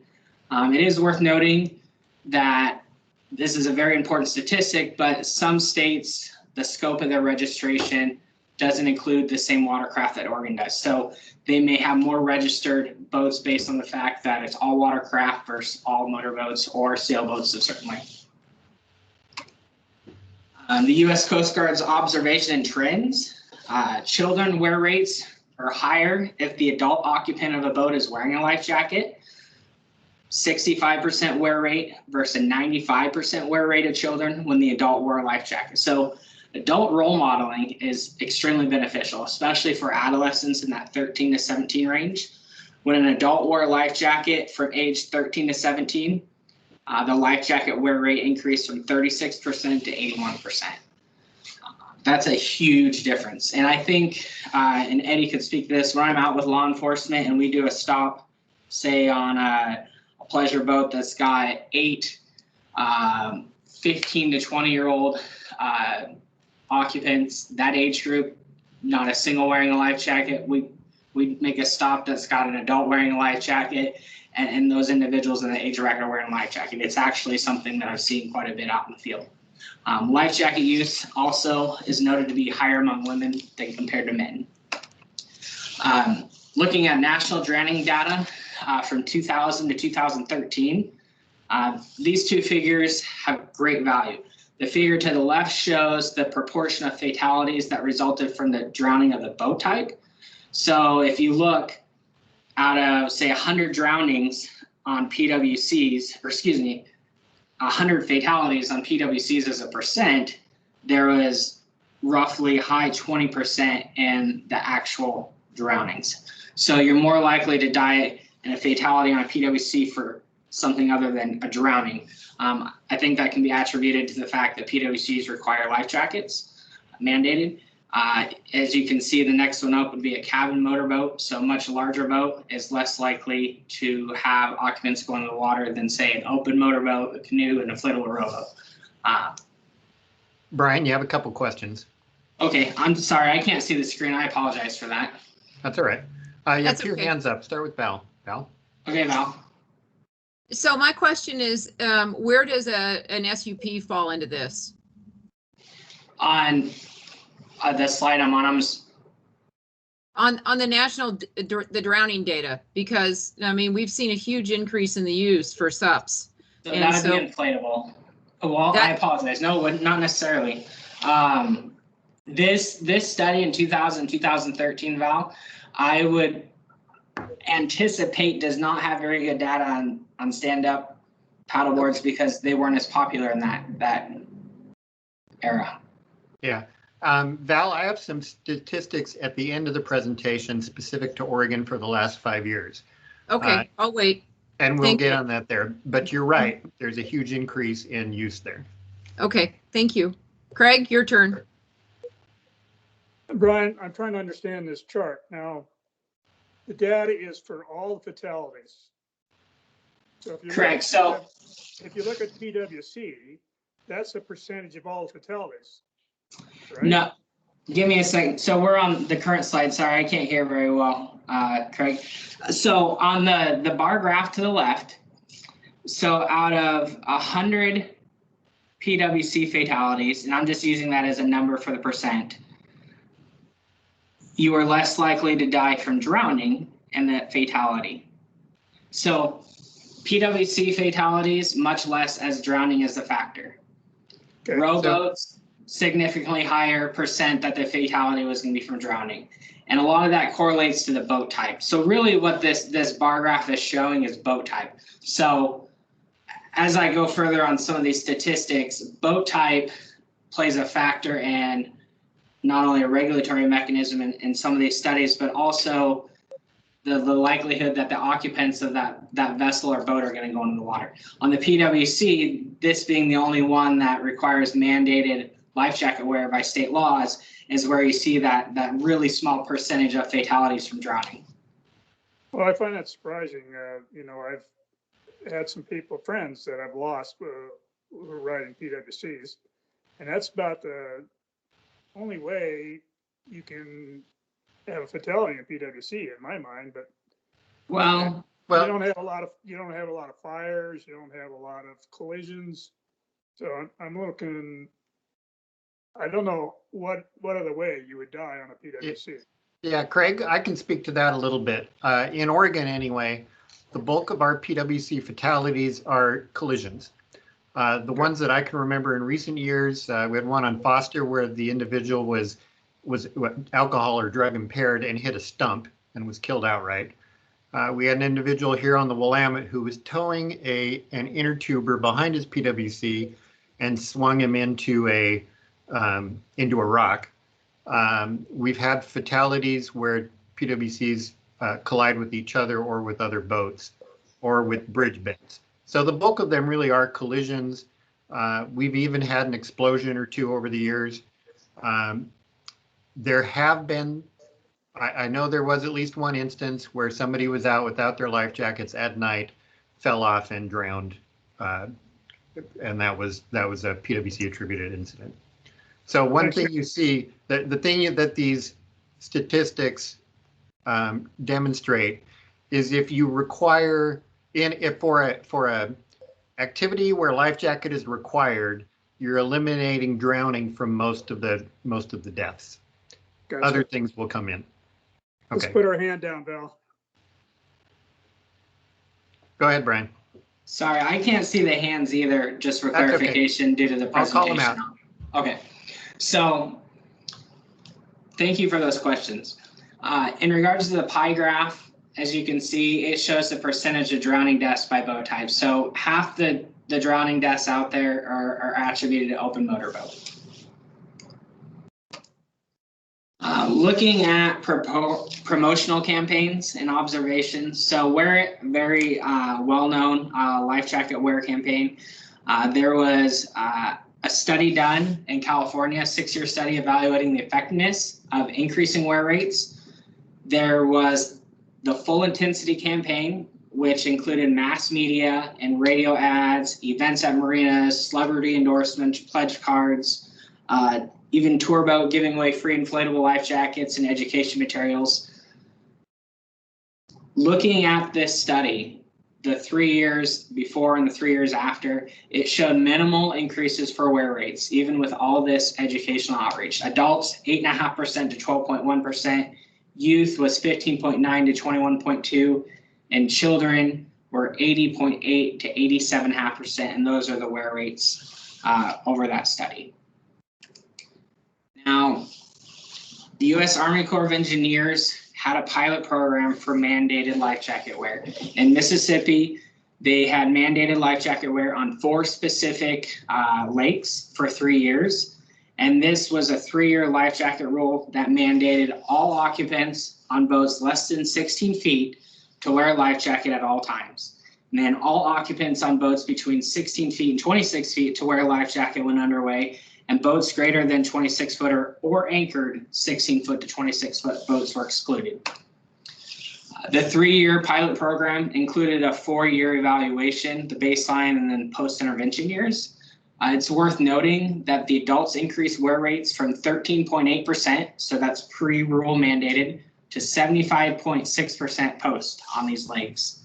The post-regulation pilot program, so the first year after the pilot program stopped, the adult wear rate dropped to 40.1%. So when it was not mandated, it dropped almost half the percent, or half the overall wear rate. So 75.6 to 40.1. Both adult men and adult women show similar substantial increases. And one thing that's worth noting is that teenagers, that 13 to 17, increased from 47.8% to 88.2 to 87 and 91 during that time period. Going back to boat types, it's really interesting to see the difference in skiffs, the runabouts, the pontoons, the wear rates. So skiffs, they increased from 27 to 83 to 79 to 81. Very consistent increase over those 3-year period of mandated life jacket wear. Runabouts increased from 4.3% to 71 to 66 to 68, and pontoons from 5.1 to 68 to 60 to 59.2. So you can see, didn't matter what the boat type was, very consistent increases in life jacket wear rates based on those mandated regulations. The fatalities were reduced by 75% in the lakes with mandated life jacket wear, in contrast to the prior years of the rule change. Another study that's really well known took place in Australia. Brian? So, yes, sir. Sorry, Craig has a question. Yes, Craig. Yeah, Brian, those are national numbers, right? Those weren't Oregon numbers for the Corps of Engineers study. So this pilot program was completed in Mississippi. So the U.S. Army Corps of Engineers had 4 specific lakes that they controlled, and they did this pilot program for 3 years. So these statistics came out of the Journal of Public Health on this specific study that they partnered with many different outreach programs to be able to bring this data. So it's not a national statistic. It was specific to Mississippi. Correct. It's specific. Well, the Corps of Engineers headquarters is in Vicksburg, Mississippi. So I don't know if it's just Mississippi or it maybe extend beyond that. I know for this study, it was for those specific lakes. Okay. For this 3 years. But that mandated life jacket wear is currently not in place. This was a study to look at the wear rates and how mandated life jacket wear would change that. So more stringent life jacket wear law study. Pre-December 2005 in Victoria, Australia, all recreational vessels were required to carry life jackets for every occupant on board. All children under 10 were required to wear them while underway. All persons being towed for water sports by a vessel were required to wear a life jacket, and then PWCs were encouraged but not required. Now, post-December 2005, all occupants of recreational vessels less than or equal to 15.7 feet were required to wear a specific life jacket while underway.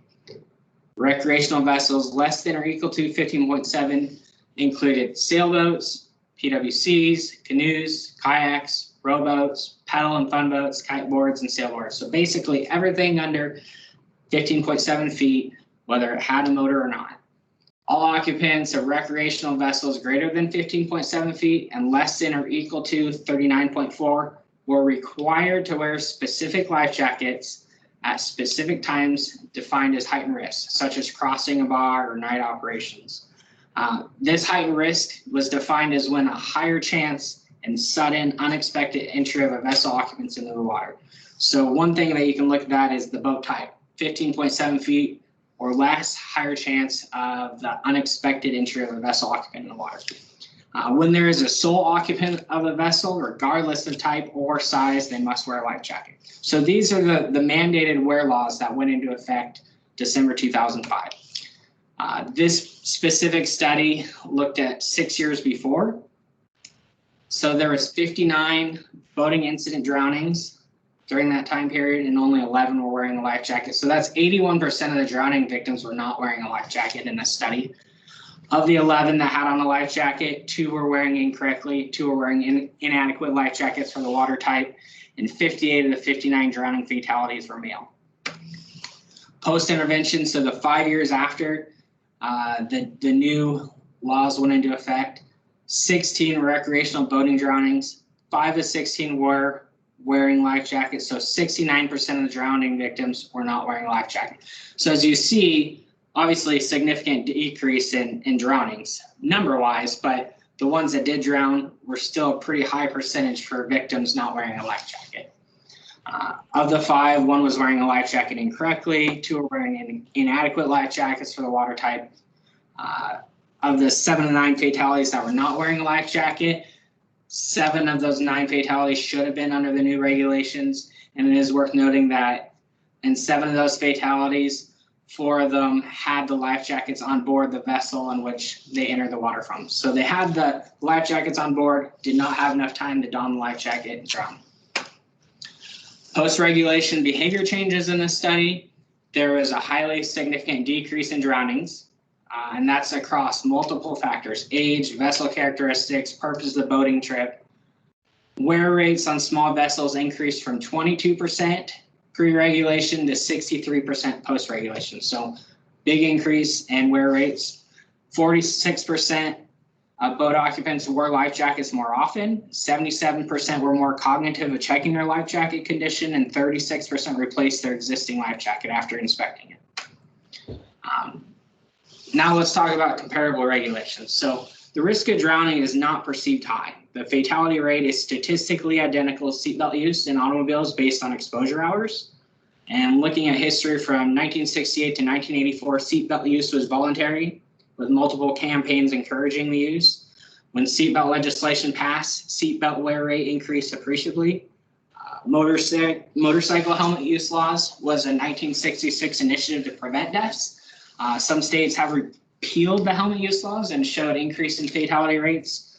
It is worth noting from 1984 to 2004, an additional 10,838 lives could have been saved had helmets been worn during the crashes.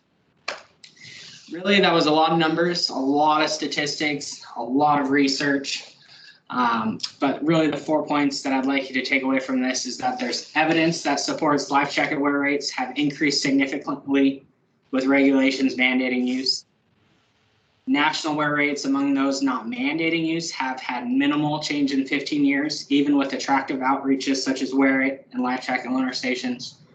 Evidence and studies suggest regulations are likely the only way to increase wear rates and reduce drowning fatalities appreciably, and that statistically significant amount of boating incident drownings are not wearing a life jacket. And now I'd like to hand it over to Mary Ann McKenzie unless there's any more questions. Yeah, Brian, this is Randy. I'm going to jump in for just a second as a segue. So sorry, Mary Ann, don't mean to interrupt you. Again, there were a lot of numbers there. And what we tend to see in the boating safety world when we go to our conferences, you know, when the National Water Safety Congress and the National Safe Boating Council and others meet, they talk about campaigns. They're always looking for, you know, the best messaging, the latest silver bullet, the market trends, ways to communicate with new generations. They're always looking at ways to optimize outreach campaigns. They use Coast Guard grants to help understand messaging and campaign trends, often that are from research that is learned from National Transportation Safety Board, from the National Institute for Highway Safety, from NHTSA, and from others, because in the end, what we're really talking about here is sort of public health campaigns. And this is very similar to those types of campaigns. We even see these same types of things going on now with masking, education, and requirements related to COVID-19 prevention. So there's really nothing new under the sun. We learn from each other, we try different things, and we're always trying to improve on the messaging, the campaigns from the past. And then you see things, the parallels with helmets and seatbelt laws is once you go to the mandatory, to the requirements, then you see the big shifts in public use. You know, that's a huge policy decision to get to that point of requiring that, but that's what has occurred in some of those instances. So now I'm going to hand it off to Marianne to talk specifically about the boating outreach and education, kind of the history and some of the things that are going on now. I see a hand up from Laura. Laura? Yeah, Randy, going back to your table, it was quite a while ago, it had the annual budget for law enforcement and the number of contacts and the number of voyages terminated and stuff like that. I had two questions. I had my hand up actually back then, and it kind of comes back into my question now. For the budget numbers, are those numbers, obviously the numbers were increasing pretty much, are those numbers equalized to a base year, or is it just the gross number of dollars spent? That's just actual dollars. That's not adjusted for inflation, okay, cool, or CPI or anything. And then the next question is the number of you've got a number for the number of registered boats in Oregon during those years. Does the number of stops and the number of interventions include unregistered / non-motorized craft? It does, and that's one of the variables that you see out there. When we break that data down, you will see a trend in the early 2010s of contacting and documenting contact with non-motorized boaters. So that's when I think in that chart you saw 2013-14, you saw a big explosion or a big increase in the number of contacts. A lot of those is because they were documenting every paddle boat that they saw, and we had to address that with a more formalized inspection process. So some of those numbers are a little bit padded by things that were happening in the day, but overall, they're pretty. They give you a good trend of what was going on. Does okay, that make great. sense? Thanks. All right, go ahead, Marianne. Hey, Chair Early and members of the board. I'll be talking about our fatality rates and trends, and I just kind of wanted to follow up on Randy's information that he gave you regarding the national information and about how we all work together and we can't share ideas. I do know that in 2014, the Coast Guard did raise the idea of mandatory wear life jacket. However, during that time, through surveys, it was found that 98% surveyed were not supportive of a mandatory wear. So the idea was kind of dropped for a while. They came back in 2010 and they worked with the National Boating Safety Advisory Committee, which I'll be calling BSAC. It's an advisory council to the Coast Guard, and the Coast Guard understood that this again was a controversial topic, but felt they had maximized its current ability to reduce casualties. They didn't expect any material reductions in casualties with the current measures in place. So they wanted to get the wear rate up to 70% and increase the skill level of training by millions and consider mandatory education and awareness campaigns. After lengthy discussions and research, in April of 2011, BSAC wrote a resolution recommending to the U.S. Coast Guard to initiate efforts which target a future regulatory project to pursue requirements for life jacket wear for certain operators. And we can provide that resolution to you in the meeting minutes after this presentation. We do, do I have?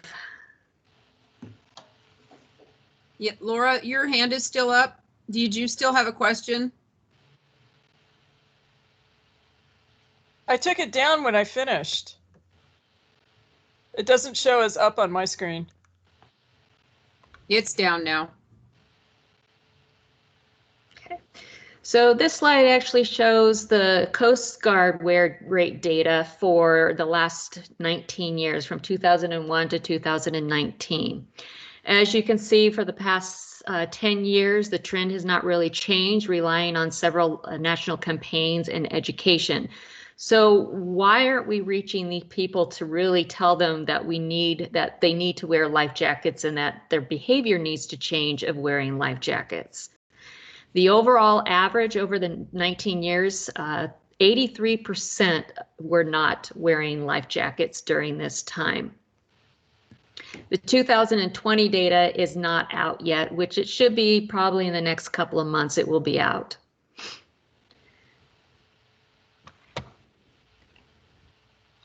We have a hand up. Colleen has a question. Oh, go ahead, Colleen. Hi, I'm just curious, on that chart there of U.S. Coast Guard rates, do you know why the anomaly in 2009, why the dip? You know, we do not, and I don't know if it was because of, weather or different elements that we're not aware of that during that time. Yeah. That was the Great Recession. Was that? That was the Great Recession. And one thing you see with boating is it does tend to follow recessions, and it responds not necessarily in a way you'd expect, but my guess is there was some significant reduced boating activity in the summer of 2009 as we were coming out of that. Okay, thank you. Thank you, Randy. So then we show Oregon wear rates for drownings, and you can see our trend line has fluctuated over the last 19 years. I did have 2020 in there, and over 20 years, the overall average was 67%. We had 2007 was the highest that we had rate, was 89% of people not wearing life jackets, and in 2005 was the lowest rate that we had people not wearing life jackets. With all the fatalities over the 20 years, we had 294 fatalities, which 69% were not wearing life jackets. And if you break up the 20 years from 2001 to 2010, there were 138 fatalities and 74% were not wearing a life jacket. And if you go to the 2011 and 2020, 156 fatalities and 65% were not wearing life jackets. So it was a little bit lower than the last 10 years. So then if you look at our fatalities from last year, we did have 27 total. 5 of those were under the age of 20, and there were only 2 of them were actual operators. 22 were adults, 19 males and 4 females. We had 13 non-motorized. Of those non-motorized, there were 9 males and 4 females. 5 of those were wearing life jackets, but 1 was not fitted correctly, and 3 males, they were not wearing life jackets. And then we had 13 motorized. 5 were wearing life jackets. 2 females, but 1 was not fitted correctly, and then 3 males and 1 was not fitted correctly. Then we had 13. Oh, Marianne, we have a hand up from Craig Withy. Yeah, Craig. Yeah, on the previous chart, you seem to be showing that there were some drownings with people wearing life jackets. Yes. Yes. What caused those drownings? Do you know? They were either with,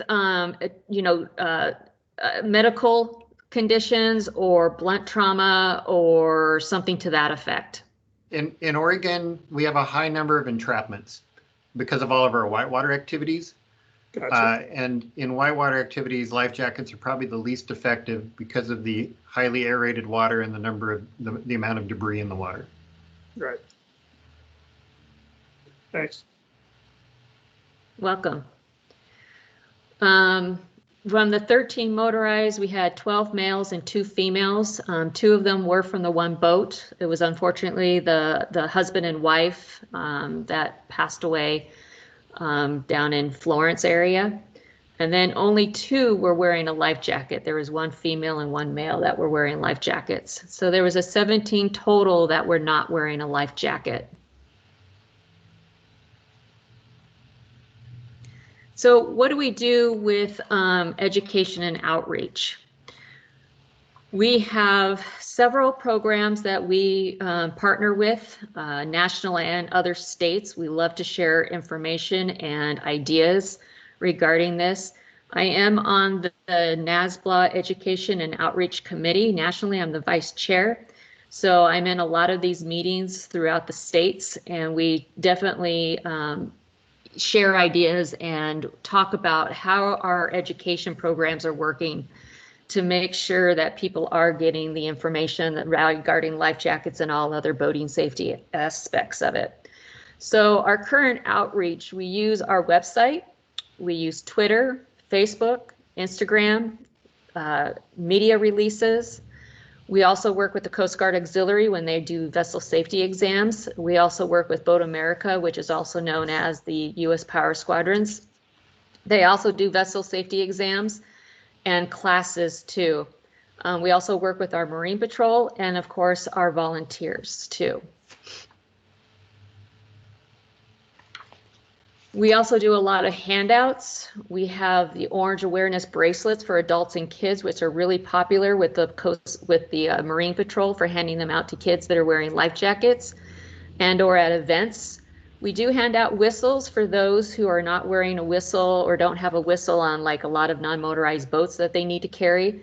So then it gets them into compliance and we don't have to take off their, take them off the water. We also do have kids activity books, the Let's Go Boating, that has a lot of different activities in there regarding life jackets, safety equipment, information about how to fit a life jacket, all different sorts of things too. We also hand out tattoos to kids to kind of show that proper water behavior on and wearing a life jacket. And some of them you can actually see a whistle on the frog. So we basically want to show good behavior of what you should be wearing on the water.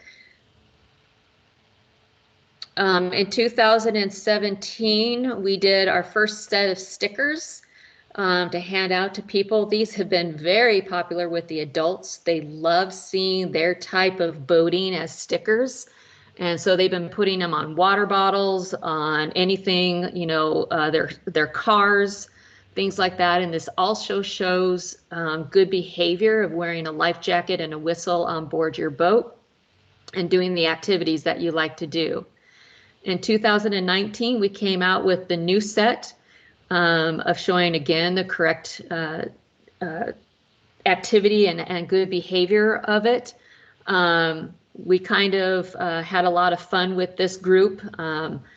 Just to kind of tell you our little back secrets is that the middle one right here is actually our director's boat with him on board. This is Brian, who is fly fishing in his drift boat. And we just had a lot of fun with them. But it also shows, a lot of people do love, this was a very popular sticker with the hunters, but it shows them wearing, camouflage life jackets on. So at least they have a life jacket on. And then we hope to have the next set of stickers out in the next, for this boating season and for next year. We have a lot of online youth education resources. We have our Let's Go Boating activity book that they can download. We have worked with the Army Corps of Engineers, and we have also used their Bobber the Water Safety Dog on our website. So there are lots of activity pages that they can download for their kids. And they also have it in Spanish. The Army Corps of Engineers has a great foundation that they receive money from as a nonprofit. So they're able to do a lot of things that we are not able to do because of budget constraints. So they do allow us to use their information for kids and in English and Spanish. So it's a great partnership for all of us.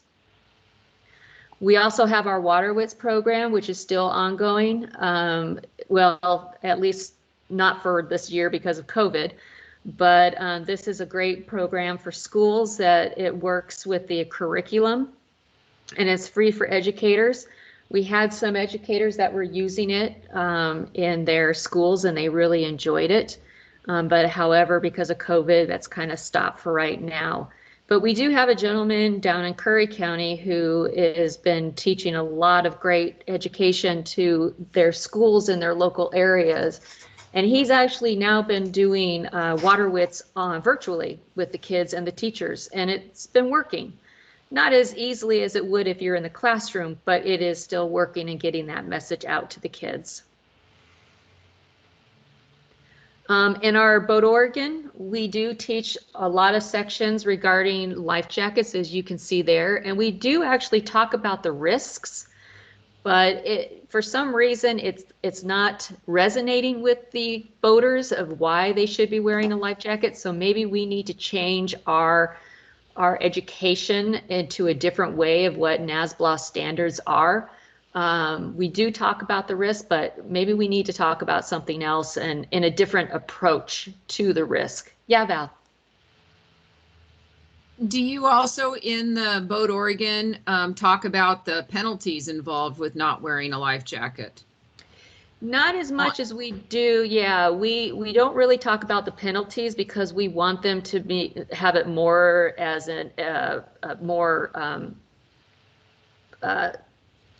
what's the word I'm looking for? Positive. Positive, thank you. Positive reaction instead of a negative one with the, with you must wear it or you're going to get cited, this type of thing. So we are trying to do more of a positive and reasons why you need to wear it because of the risks that are out there. We do talk about capsizing and falls overboard quite frequently in a lot of our presentations. Larry, you're welcome. Yeah, thanks, Marianne. Just since there was a little break in the action there, I was going to offer to the board, and it's always hazardous when I offer things and I haven't asked Marianne or Randy yet first, but if any of the board members ever want a package of those whistles to keep around and hand out to kids they see with life jackets, I do in my truck. And one, I always ask the parent first, and they all say yes, which I think they're crazy because then the kid blows the whistle, but it gives you a nice little interaction. We all boat in different areas and interact with different people. And I think it's really just a nice little way to have a conversation with a family when you see their kids out wearing life jackets. So I keep a little pack in my truck, and last year it was a little harder to give them out because I wanted to be sensitive to everybody's social distancing, but definitely started to give them out as we've had loosened up restrictions. So if that's something you're interested in, let us know and we'll find a way to get you some of those. Val? Yeah, I took a picture of a kid when I was launching the other day because he put his jacket on, and so his dad and his other friend did too, but I took a picture of him and posted it on social media, and he was just ecstatic. And That's so great. It'd be awesome to have some whistles, so I'll email you. Yeah, right now we're in the process of ordering a new set. So we ran out of whistles, but I do have a small stash in my office that I can send to you until we get more of a supply. Hey, Marianne, I've just found a bag in my house too, so you can have it back. Oh, nice. And then Craig, you had something? Yeah, Marianne, you said your program's not as successful as you would like. How do you measure your success? How do you know whether you're successful or not? That's a hard thing to say. And that basically, I think it's most on law enforcement statistics and the citations that they give and the warnings that they give. One question that I have always asked, and we do as a national education committee, is how do we change the behavior? There's a lot of education out there regarding life jackets and the risks and everything, but like even as Randy said about COVID, there are many things that are saying, wear your mask, stay 6 feet, but people are still not doing it after thousands of lives have been lost. And so it kind of reminds me of how life jackets are. How do we change that behavior for boaters to say, okay, yeah, it's just like a seatbelt. I just click it on and I'm safe. But how to measure it, we've measured about how many people have taken a mandatory education course. We're high percentage of that, but that doesn't mean just because they've gotten the education, they go out in the water and they follow it. Just like driving a car, you've got people that speed, even though your speed limit is 65. You have people going 75 or 80. We have been really in the national level, really trying to figure out how we can change our messaging to make it more pertinent and more effective in our education programs. But do you know how many people are wearing life jackets versus now compared to what they were before? So can you really tell if they're responding to your educational program? We do, based on the data of our incidents, I would have to go back and see how many were wearing life jackets versus not wearing them, and see what our data is based on that, on the incidents. We just don't have that data right now, but I know, Randy, we had a survey done, correct? Yeah, I can wade in on that a little bit. So what you're asking is the big question, is how do you improve wear rates and how do you know why they've improved? Well, Brian referenced a national study done by the U.S. Coast Guard. What's the name of that study, Marianne? I can't remember. It became a huge priority for states to see that data on an annual basis instead of every 4 or 5 years because of just that reason. We wanted to see how many people were actually wearing them. So that is a statistically valid study. The U.S. Coast Guard sends observers to all 50 states, 56 states and territories to do observational studies. When you look at it on national scale, the data is very solid. When you boil it down to state by state, some of the samples are smaller and maybe a little less consistent.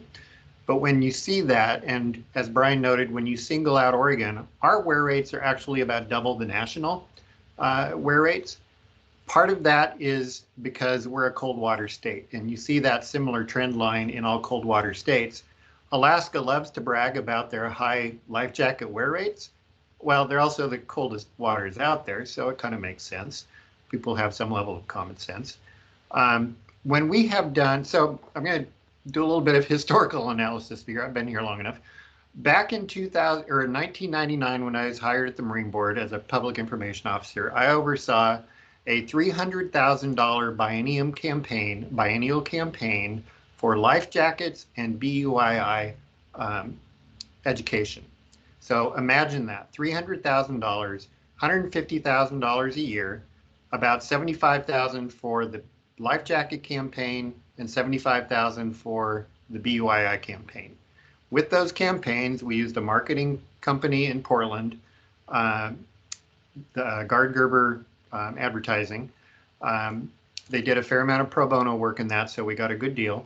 They did billboards, television, radio, PSAs, print media targeted at specific age groups. We had advertisements in inside toilet stalls.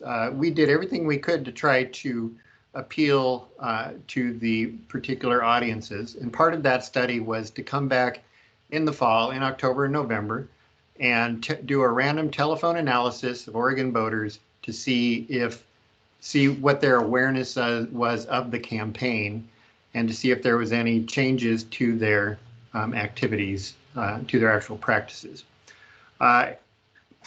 It was cool to have that money.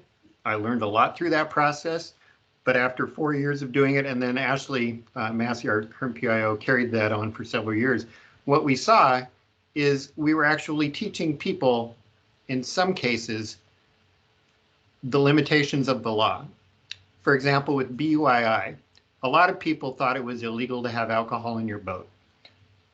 The campaign explained to them, because that is legal in Oregon, you can even drink in boat, you just can't be impaired in boat. What we actually saw in the data is we were teaching people that it was okay to have alcohol in your boat. They learned that through the campaign. That wasn't the desired outcome. That was a completely unanticipated outcome. And with life jackets, they learned that they needed to have life jackets in their boat, that it was helpful to have them, but from the legal standpoint, you didn't have to wear them. Then we sort of morphed into the big life jacket giveaway of the mid-2000s. And Marianne and Ashley were both a part of this. We partnered with the Laughlin trade shows and we gave away 10,000 life jackets. And the lines were a mile long going into the Portland Expo Center. It was crazy and it was fun and it was positive, and we gave away a ton of life jackets. Did we see a big dip in boating fatalities? No, but it was high profile. It certainly felt good. People saw the messaging and were appreciative of what the Marine Board was doing. So it's like we're just continually holding this rock up. You know, we're pushing this rock uphill all the time, and it doesn't feel like we're ever going to get there. But if we quit pushing it, then we're going to start going in the wrong direction. That's kind of how it feels like after all this time. So the answer to your question is, that's why there's a lot of frustration among boating professionals, is because we're doing these campaigns, but we've basically, we've hit the ceiling. We feel like we're within a point or two of hitting the ceiling. The U.S. Coast Guard has said, you know, we're at the 600 annual fatality level after being at 2,000 to 3,000 a year 20, 30 years ago. You can watch that curve go down as we've implemented all of these broad safety measures over time, including the education, improved carriage requirements, improved engineering and design, all those things. Now we've kind of bottomed out at about 600. And as Marianne intimated a bit ago, if you want to see that number go lower, then you're going to have to look at the next step. And that's kind of what we're getting at here. So that's sort of a historical summary. After the Great Recession in 2009, we had to end at that point. Yeah, well, another thing, just historical summary here. We had seen a 3% growth in boating through the 70s, 80s, and into the 90s. And that was, as Director Don Hefner used to put it, that inflation-proofed us. That gave law enforcement a nice increase every year. We never had to raise fees. It was just always there. And then in 1999, coincidentally, I hope, the same year I came to work at the Marine Board, that trend went the other way. And we topped out at 199,000 boats, and it's been downhill ever since. We're at about 160,000 now. Meanwhile, the number of paddle boats has increased, you know, to a much higher level, which creates an additional amount of this safety work and messaging to a different crowd that's taken us a while to understand and learn to discuss with. So that's some of the complexity that we're dealing with over the last 20 years. Registration numbers have declined, use levels have increased. Certainly the market is more complex. It's changed dramatically since I was a public information officer. And now we're trying to get a hand on what's coming next. So I jumped in, Marianne, if you want to finish up and move along, and then go ahead. Yeah, and Craig, based on my previous statement of my, you know, it's not really working. Our program is working. Boat Oregon is working. We are giving them a great educational piece of knowledge to become safer on the water. So yes, it is working, but working for getting people to wear life jackets, I think we could do better for that reason. We are conducting virtual classes right now due to COVID. We've had a great outcome for that. We've had a couple of people from overseas that have taken the course, that they were coming back to Oregon soon, and then they decided to take the course before they came back. So it's been reaching a different level of people that has been really nice, and people are engaged in the virtual classes, and it's a lot of fun. So our next class begins in March again. And if you're more than welcome to sit in on them if you would like. They are free, and if you'd like to sit in on one of them, I highly suggest that you do. Life jacket kiosks. With our grant, the Let's Go Boating grant program that we've had, we partnered with several organizations and agencies that we assisted in funding, giving them the funding for life jacket kiosks. These are the signs that we have used. The Army Corps of Engineers helped us with the bottom one. They had an incident on Fern Ridge regarding a tragic drowning of a small child. And so this was in memory of her. And so they helped us with the Spanish translation. And so they erected it up in the Fern Ridge area. But you can see all of the different life jacket kiosks in the area that they're in. I'm not going to go through all of them. And there are a lot more that we did not assist with, but we did give them the drawings and for the kiosks to make sure that they can build them well, and the signs also. So I'm hoping this is going to work. This is one of our videos. This was created in 2015 in partnership with the NASBLA Education and Outreach Committee and Calcami, which is Boat Ed, one of our online vendors. I was the charge lead of this committee, and Boat Ed donated the film crew of this project. I had about 5 to 10 members on this committee that we put together the dialogue and the script, and then Boat Ed helped us with the video itself. This is his TV crew that they've paid for, and then they were able to do all of this for us. So I'm hoping that this is going to work. Oh, Brian can't hear it.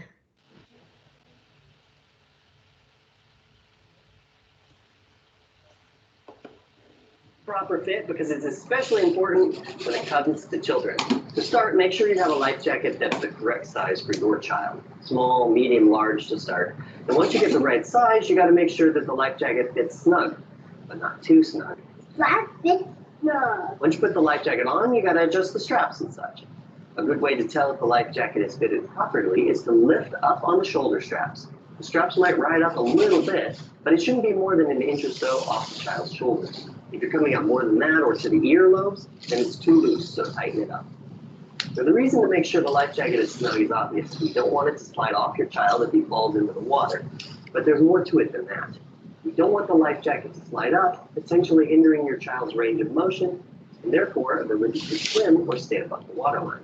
However, we don't want the life jacket to be too tight either. A good rule of thumb is to make sure the child can take a deep breath without any problem. You should be able to fit your fingers down the back of the life jacket. If you can't, then it might be a tad tight. Lastly, if your child's life jacket has a crotch strap, we'll want to make sure it's properly adjusted as well. It shouldn't be tight against the groin area when your child sits down, but it also shouldn't be so loose that there's a bunch of extra room when sitting.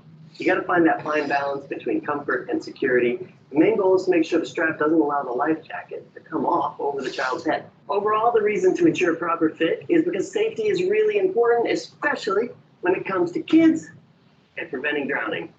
All right, remember, life jacket's got your back, but only if you wear it, right? Yes, please.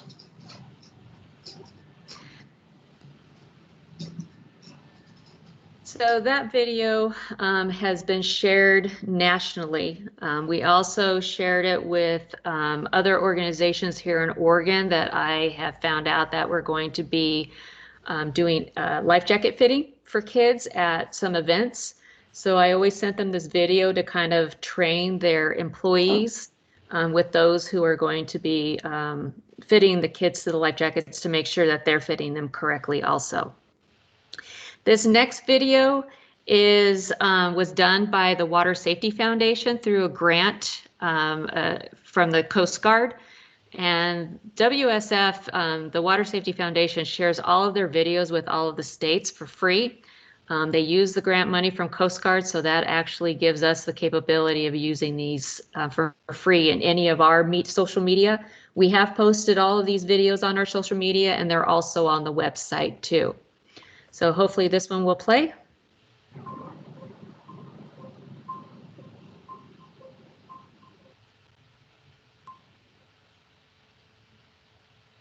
Can you hear it?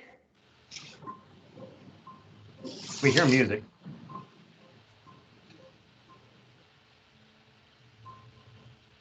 It all seems routine.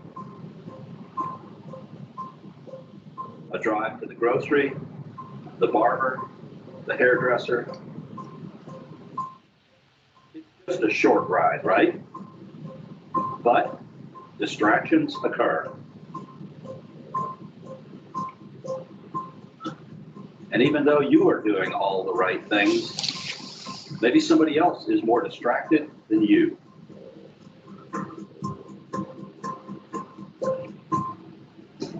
The first thing you should have done, you actually did last, and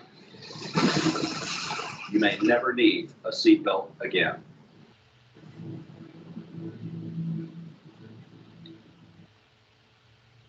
Consider a boater. Life jackets, like seatbelts, nearby are easy to put on, but not easy enough when something goes wrong. During a split-second car accident, it's impossible to click your seatbelt. How do you think you'll fare reaching for a life jacket during a boating mishap?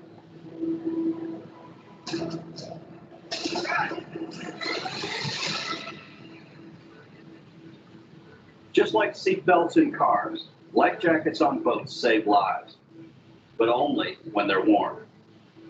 Buckle up, boaters.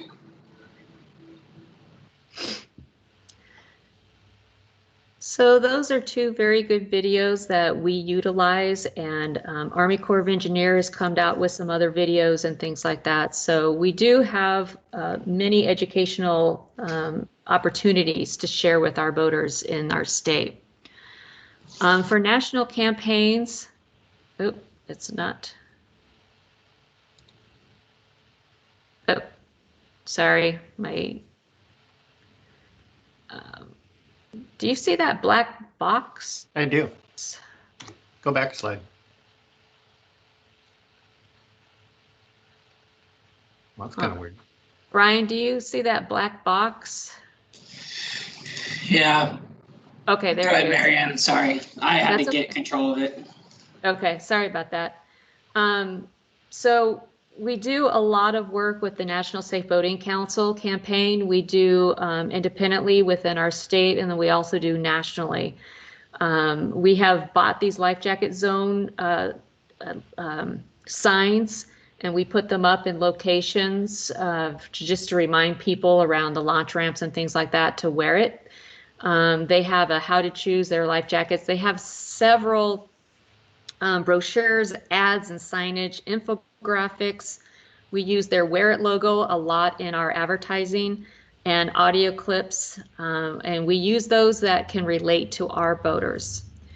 We also participate in their Wear Your Life Jacket during workday, and then the National Safe Boating Week we also participate in.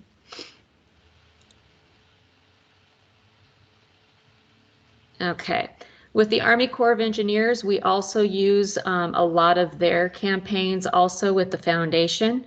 They do have a new one that came out a few years ago, Life Jackets Worn, Nobody Mourns, and it's at the pleasewearit.com.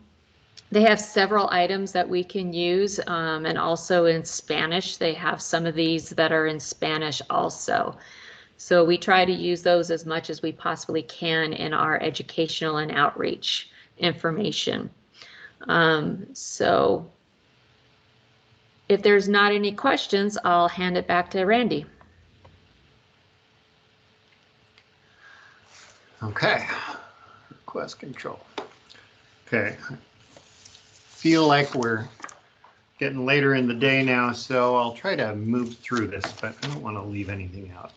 So moving forward, okay, we got all this great information, all these great resources. I should back up. Earlier statements, this is for Larry's benefit, earlier statements could be construed that I'm wishing Larry would give me another $300,000 for some big campaigns, and that is not the case. Not at all. We could always use more resources, but I think we've got really good talent here within the agency. We've got some very motivated, passionate people, and we have a whole new world of social media and other resources at our hands, which have changed that landscape immensely. So not going there. So just wanted to get that out there. Let's try to move forward a slide. Want to advance me one there, Brian? My mouse is not doing it. Okay. So to sort of start wrapping this up, I guess, Chair Early, members of the board, I definitely want to spend some time thanking you for taking time to listen to this information.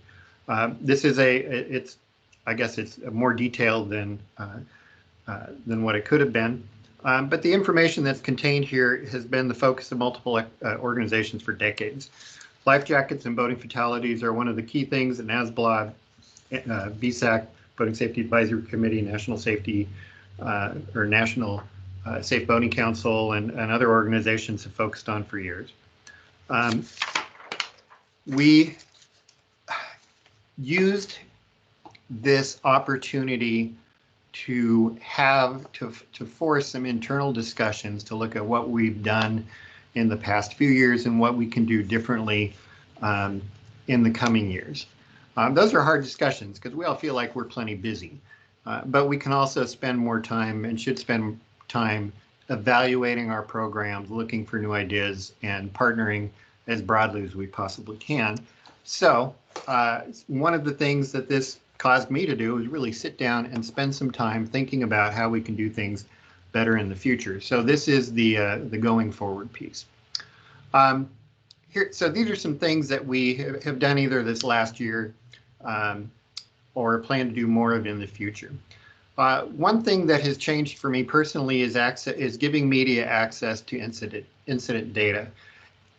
In our statute, there is very specific language that says accident reports are off limits to the public. They are confidential material. I had been taught to take that very broadly. So anything that went into that accident folder, once we received it, was top secret and was not released to the public. Upon further consideration this last year or so, and talking to council, we came to the conclusion that the language that's in statute really applies only to that accident report that is filed by the individuals involved in the accident. When we look at it that way, that really frees us up to have a better conversation with the media at the point when things are occurring. And an example of that is the recent double fatality up in Eugene at the end of December. That was a huge wake-up call for a lot of us. Not a wake-up call. We know that SUPs the leashes have been an issue for 4 or 5 years. We've lost multiple people because their leash became entangled in waterway obstructions and trees and stuff. We lost one on the Chetco a few years ago, the upper McKinsey and places like that. Well, to have two, a mother or a father and a daughter on a birthday, they were doing everything right. They had life jackets. They were experienced.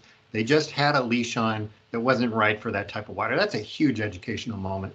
So we used that. We used the data that we had. Used the information that law enforcement was giving us, and we appealed to the media to get the word out broadly as possible and as quickly as possible. And we had a great response. Ashley did a great job working with media on that and getting that information out. And we had coverage on TV stations and newspapers across the state, and some really excellent. There's a clipping in your board packet that really shows the level of detail that some media did. And I would like to make that just a standardized process. I would like to put up a media resource page on our website that has more access to some of the raw data, the large collections of data, so media can get into that and make some of their own conclusions on this, because we certainly have nothing to hide and the data speaks for itself. Ashley's been working hard with Travel Oregon. I can't remember the name of or what the initials stand for here, but basically she's drafted a letter of commitment to participants in statewide tourism organizations. So when they're doing any water related outreach, showing come to Bend, come boat in Bend, come ride your SUP, that they're always going to show people in life jackets who are following the laws and being responsible operators. So we'd like to get that letter of commitment in place in the coming year and then work with these partners. Social media is a huge tool out there. We're probably not utilizing it the best we can because it is a moving target and it takes a fair amount of effort to really understand it and have a good cohesive plan there, but we're working on that. Boat.oregon.gov has been a huge resource for 20 years. And I think it's going to continue to be important. So I've asked my staff to sit down. Let's look at the life jacket page right now. So, after the double fatality and we go on TV and say, boy, make sure you got the right equipment. Make sure you know your waterway. Check out the website at boat.oregon.gov. and look up life jacket safety. We want people to find that page easily and to get the most pertinent information. We have really good information on there, but there's a ton of it and it's easy to get lost in it. So we need to do some work on that. Next slide, please. There you go. Video work. We've always done video work, but we're trying some new things there. We're trying some subject matter expert videos. So I've done a couple of these. They're great fun to do. They're informal. They're also very consistent with what you see across the web, where somebody who knows what they're talking about talks about a particular subject in a way that works on social media. The Waterway Access Program, you'll hear more about this from Janine tomorrow, I believe. With the funding through Viva, we have some really great Spanish language water safety videos that will be coming out in the near future. They look good. The first one is out and it's a wonderful product. We are improving the access to the non-motorized course. We've had one course online that is free for folks. So if you're a paddler and you want to know the basics, go on and take it. I actually sat down and took that course and was a little disappointed. It didn't go into leashes at all. And there were a few other things that can be improved. So I think we'll have some dialogues with the providers. Again, that's a national course. There is a paid course. You can pay a fee, I think it's $19, and take a course online and get a certificate from that too. And we're getting that posted. We have a new product called Mailer Lite that we're going to utilize. We've got 100 and some odd thousand emails for registered boaters and waterway access permit owners now, and we're not using it from a safety and marketing standpoint. So that's something that we can do in the future, and we're talking now with business services on ways to do that, to kind of set up the protocols in that. I've talked with several individuals in other organizations and with Travel Oregon about doing a paddle safety seminar in April or May, and that would be to bring the clubs together, the existing organizations, Oregon Whitewater and some of those, to spend a couple hours online on a video conference talking about how to get the boating safety, the basic safety message to rank and file boaters out there. That's something, leveraging those partnerships. We do a decent job. I think we can do better. Next slide. Okay, we can amplify our messaging to law enforcement. We give law enforcement a lot to do. We give them too much to do every year. So in the last couple of years, we've kind of backed off and have said, let's stick to the basics. After several years of trying to find kind of magic ways to, or find ways to get them to focus on risk management, helping boaters recognize risk, that's a complicated message to get across.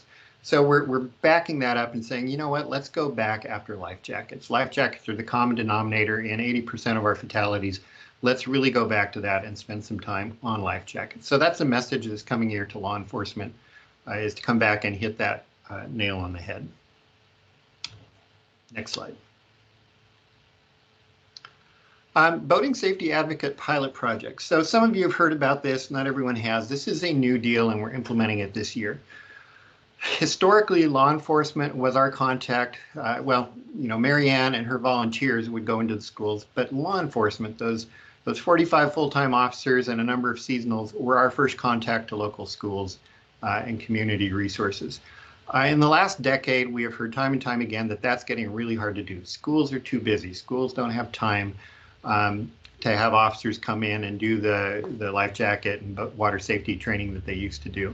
So we're doing a pilot project this year. We're actually going to hire 3 individuals through contracts to go out and work at the civilian level in their local community. We've already got one person pretty much on board. Mary Ann referenced him earlier. He lives down in Curry County. His name is Luke. He's a passionate individual who's doing a lot of water safety and has worked with the county sheriff. And there's no way to put it. He's passionate. He's very positive about water safety. And we're going to leverage that. We're going to use him to get him into schools. We're going to provide some money so he can get into schools, talk to kids, go to local paddling events, anything he can to get in front of boaters, especially these novice younger boaters who don't have experience, and help them understand what they don't know. And that is the model for what we want to do in Lane County and Multnomah County this coming season too.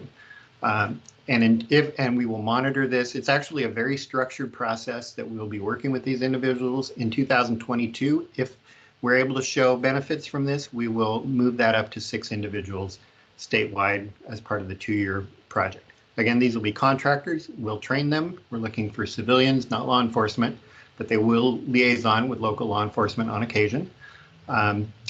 And mostly they should be somebody who loves boating, who loves safety, who has some experience delivering instruction on the ground, and can help us sort of be that local conduit. So I'm really excited about that. It feels like a risk because I don't know if those people are out there, but we're going to do our best to find them and use them. Next slide. We've talked about this in the past, so I'll just spend a second on it. The Guide 5-Star program, we've talked to the Guide Advisory Committee, and they were actually very supportive in November of moving ahead with this. After some discussion and clarifying, they said, well, of course we should be wearing life jackets. Let's sign us up. So this would be a system where a guide would get some kind of additional sort of public relations endorsement from the Marine Board if they agree on a high level of ethical and standards and etiquette, communications and safety equipment above and beyond U.S. Coast Guard requirements, and a life jacket use pledge, something like that. We don't have the details. We're going to be working on that in the coming year. Next page. Mary Ann sits on the NASBA Education Committee, as she mentioned. They've got and I'm probably going to say this wrong, Mary Ann, but the gist of it is they're partnering with the Paddle Sports Committee and head of the Outdoor Industry Association, some of the marketing leaders with the organizations that sell paddlecraft, canoes, kayaks, that sort of thing. There is a joint mission to get safety equipment at the point of sale where people walk into a big box sporting goods store to buy a stand-up paddleboard. They know absolutely nothing. If you do it right now, you probably won't get any safety messaging when you buy that product. You may not even know that you're required to have a life jacket on board. You probably don't know anything about state requirements. We see that a lot. We saw that a fair amount this last year. So there's a national effort and finally some progress on working with retailers to put that information in front of people when they go in to buy this stuff. And I look forward to the coming year as we start to see some of that. We've done some things in the past. We have had some products out there, but it's not really systematized. And we've actually gone to the Walmarts and Big Fives and those sorts of stores to say, you know what, you're selling these products and people are dying in them. You should be obligated to help us share that safety, that really important safety message with your customers. Next slide. Okay. Any questions on that? So that's kind of what we're going to do moving forward on the outreach and education piece. The next piece is to talk about some of these regulatory considerations, and then we'll have a discussion, and then we can go home and get some rest before tomorrow's big meeting. So any questions on the previous stuff that I brought up? Okay, regulatory considerations. Let me find that on my page here. All right, next slide. So there's only really a couple of them here. The first one is our statutory authority. As we're constantly reminded by our AG folks, we are a creature of statute. We cannot exceed our statutory authority. Over the last 10 to 15 years, we've systematically reviewed statute and on occasion found places where maybe we push some things or things are interpreted differently now than they were 10, 20 years ago when we adopted rules. And we sort of wonder if they are adequately supported in statute. We think we could do better with our 12 and younger requirement. So if you look at that regulatory document from 1997, I believe, from Paul Don Hefner, it makes the statement that we interpret readily accessible for 12 and younger to mean that that life jacket needs to be worn. So we believe that gave us the authority to implement that rule or that requirement in rule. We would like to see that bolstered by having that in statute in the same way that the carriage requirement for life jackets and readily accessible and so forth and the same way that life jackets in Class 3 whitewater are required. So that would be a basic one. Basically, I guess what we're saying is we think it would be a good idea to carry a legislative concept in the 2023 session that would bolster the agency's authority on the 12 and younger requirement. So we don't get hung out on that. There are other options related to life jacket wear. If the board was interested, and part of what I'm doing here is taking your temperature on this, you can go down this road a long ways. We could just clarify our existing rules. 12 and younger is very popular. There's virtually, I can't recall any pushback over the years of anybody saying my 10-year-old should not have to wear a life jacket. And you just never hear that these days. It's well accepted. So we should make sure that that's on a firm foundation.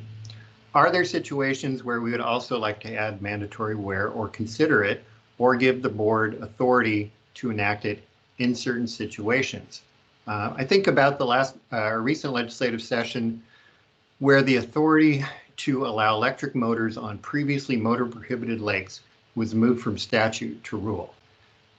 In making that change, we didn't make those waterways open to electric motors. We simply transferred that authority to the Marine Board to implement a statewide rulemaking process.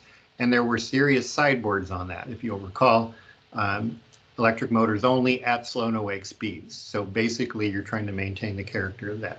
You know, that could look like all kinds of things. It could look like to when the board determines particular narrowly defined situations where life jacket use would be a significant benefit to public health and safety, the board may promulgate rulemaking to establish a mandatory wear requirement, something like that. Something like that could move the existing Class 3 whitewater requirements into rule. So you carry that over, you carry the 12-year-old over, you give the board some additional, whether it's very limited or broader authority to enact life jacket requirements. That could be part of a concept. So again, taking your temperature on that. The other option, of course, is to leave it lie and go with what we've got. And just continue to do our best through outreach and education and our existing enforcement operations. So that is a consideration and I guess kind of a question to the board.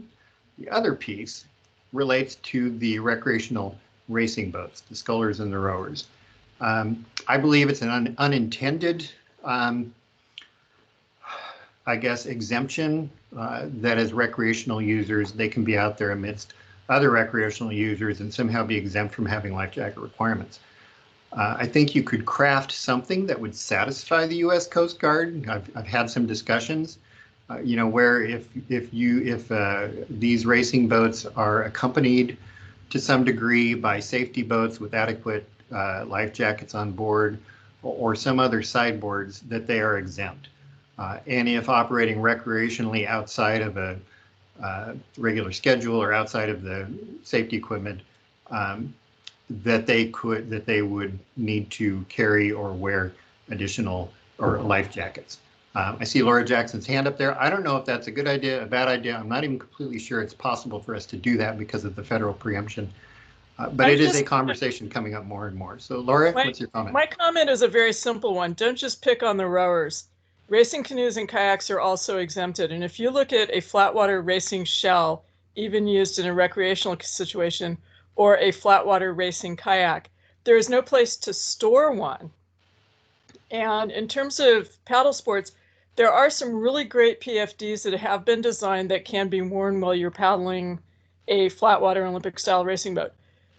If you're rowing, especially like a single scull or a sculling boat, there has not to date been a life jacket that can be safely worn. If you look at people who train in rowing, they wear skin tight clothing because anything you catch your fingers on is putting you in the water. So the wearing in a sculling boat, I have an issue with, but also don't just pick on the rowers because paddlers are part of the racing exemption as well. Okay. And that is exactly the kind of feedback I'm looking for. I'm certainly not trying to pick on anybody. But we are trying, you know, when I look at the data specifically, I'm not seeing, and I'll be honest, I'm not seeing fatalities among recreational, you know, scullers or racing paddlers. We've had some near misses.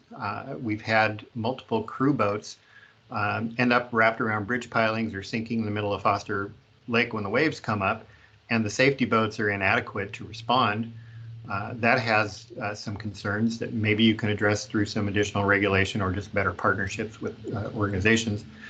But we do see it as an inconsistency and probably an up and coming problem. So I really appreciate your comments, and that's the kind of discussion we'd want to have before we even began to entertain some kind of a regulatory process. So thank you very much for that. I saw another hand come up. Val, did you have something? Yeah, I would agree with Laura, especially in a racing situation, on the sculls and the crew boats, the rowers, and that sort of thing. However, not in a racing situation where they're just doing it recreationally and they're the only one in the boat, like on a scull. We get a few of those kind of people who actually utilize the river here down near the mouth, and it's not as comfortable. There do need to be some new designs for life jackets, and that would be more comfortable for them to wear and not have the safety issue of maybe catching, crabbing an oar. That's the biggest thing. If you're going to crab an oar, you're going to catch it on your life jacket, you're going to crab an oar. We Sure. see that even in just the guiding industry. If you're doing whitewater, it's been actually one of the hardest things for most of the Class 3 whitewater guides to get used to, is not catching that oar on their life jacket. Okay. And those are great conversations. And this could come down to literally something. If we don't feel like there is a clear path forward on a regulatory solution, that's where the education piece really comes into play, and maybe a little bit of additional scrutiny on those chase boats and safety boats. I was particularly alarmed by the incident related to an unnamed university team in the South Valley when 3 of their boats went out with a lot of brand new recruits or people who were just trying to get the taste of these team of the 8-person sculls. The waves came up and they ended up going underwater, and fortunately there were some recreational boats to help get them back to shore. That's one example, and you don't want to pass laws based on one example, but it's something that is a little bit of a wake-up call. That could be, maybe Laura, you would be one person for us to work with, just to have the conversations with some of these organizations, help find them a little bit, and talk about that. But we just wanted to put that out there for consideration. I think that is that my last slide, Brian? Okay. Summary and questions. So that's kind of it. You can weigh things out here. We do this all the time. We live on a shoestring when it comes to the outreach education. I mean, we do have budgets, and they're adequate budgets, but we've learned how to partner and leverage our partnerships and apply, try to get these free products to help us with this messaging. And we will continue to do that, and we'll continue to look for new ways to carry that forward. Craig, I think I see your hand up. Yeah, thanks, Randy. I think this has been an excellent presentation. I really appreciate it. You did seem to indicate through the presentation that additional regulation does improve wearing of PFDs as well as seatbelts. So you wanted to check my temperature on it. I am very much supportive of it where appropriate. And we should do as many regulations, I feel, that we can to ensure people are wearing life vests. It not only protects them, it protects the people who have to go out there and try to rescue them. So I think everybody should do what they can to be safe on the water. And PFDs, I think, are essential to that. So thanks, Randy. All right. Thank you. I appreciate that. One thing I did, occasionally when I get all excited about a presentation like this, I think about it a lot. I worked well into the late evening last night on it, and I was back up at 4 o'clock this morning looking at numbers, trying to figure out, who's the next person this is a really morbid way to put it, who's the next person who's going to die in a boating accident in Oregon? Who's most likely? So I took the last 5 years of our Oregon-specific boating data. Mary Ann did a great job with this last year, but I want to see, what's it look like in the last 5 years? When you look at just 1 year, the sample size is small, so there can be a whole lot of variability from year to year. And you'll see that in our data. It jumps up and down from year to year. Last 5 years smooths that out a little bit. So I thought, okay, who's your average boater? And I kind of boiled it down, looking at the bell curves, looking at this. The average boater we would want to talk to with a life jacket message is a male, age 19 to 79, operating an open power boat or a canoe or a kayak, operating from May to August in a lake or a river. That's where the bulk of the people are dying right now because of in boating accidents. When I first started this process, I was thinking, wow, you know, if I was in charge, I would like to require life jackets to be worn when you're crossing a bar, when you're, you know, in the whitewater situations. And then you go through the data and you realize that those, by the participation numbers, that's not where the fatalities lie. That may be where the biggest risk is, but that's not where the fatalities lie. It's on the flat water, lakes and rivers, and it's in the most common boats because that's where the numbers are. So I think I would challenge my staff to do some additional looking at who our audience is, so we can focus and craft messages that appeal to age groups, that we can consider regulations that are either selective enough or broad enough to bring about some benefit and some changes. And I'm certainly not here proposing what that looks like. You had the petition last spring to require life jacket use. I hope my memory is correct, or correct me if I'm not, was for paddlecraft in the cold weather seasons. So basically fall, winter, spring. That is something that New York and some of the other, that New York has done. If you look at exposure hours and risk, that may be an appropriate solution to get at some of those shoulder season fatalities. But when I look at the number of fatalities by month, that is a small percentage of the annual deaths that we see. The vast majority of our deaths occur in May, June, July, and August. I mean, that's 80% of them right there. So maybe one thing the board could do that would be useful is to send staff back and look at options, something like that, or just to feed an idea to you. There was one other thing here. Oh, when I was digging through these numbers, I also looked, and I thought this was very useful, and I'm going to try to do a little bit more to make sure this is a valid number. But when you look at the last, from 2015 through 2020, we had 113 boating fatalities, okay? If you separate out the non-motorized, basically the non-registered boat fatalities, so we're only looking at people who have been through mandatory education, okay? If we just look at those 55 motorboat fatalities, 43% of those victims did not have a boater education card. So 57% did. When I first looked at that, I thought, well, that's not very good. That's only like 50-50. But when you look at the compliance rate, law enforcement tells us, the law enforcement data tells us that 90% of the power boaters out there have boater education cards.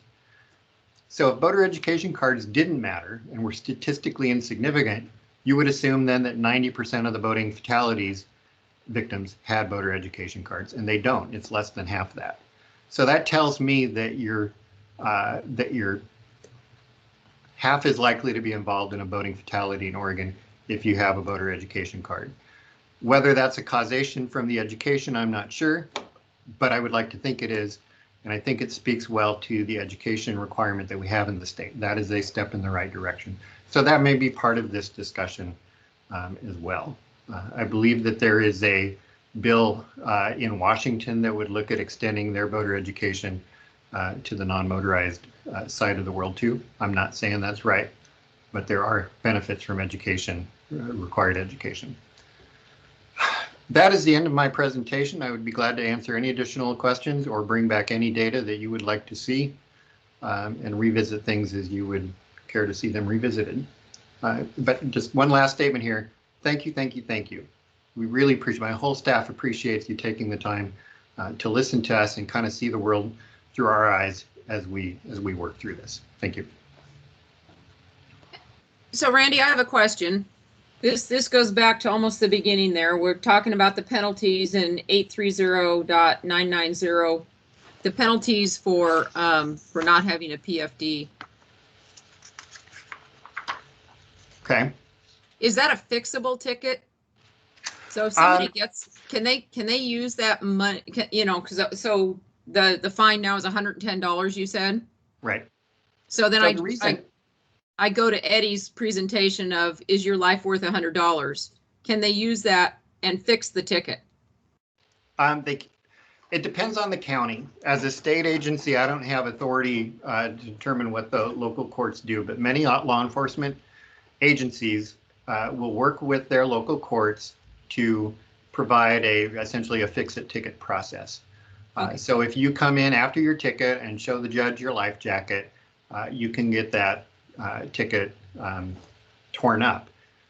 To remind you guys, board a little bit, the last session we reduced that cost of the adult life jacket citation from class D to class, well, from 265 to 110. And that was because law enforcement had been telling us for years that when they come up on a boat with 3 adults in it and no life jackets, there's just no way in heck they're going to issue $1,000 worth of citations, or $900, whatever it is. But they would do $310 citations. So they really asked for that. We watched those numbers this summer to see if suddenly they were going to start enforcing more life jackets violations. And then we had COVID and the whole world is different and it's just an anomaly of a year. So I don't know if that's true or not. But I'm holding off law enforcement to it because that is a result of their wish. Did that answer your question a little bit? Yes, yes. I was wondering if it was by county or court by court. So it is by county. It's nothing I can do. Craig, did you have a question? Yeah, I would like to see what regulations, additional regulations we could consider, recognizing that we have to stay within the Coast Guard guidelines and of course have to stay within statute. So we've talked about rowing sculls and the such, but what other regulations would we consider to put in place? Okay. One thing we could do for that, instead of giving you an answer right now, is look at some of the things other states have done where they've seen some benefits, just to begin the conversation.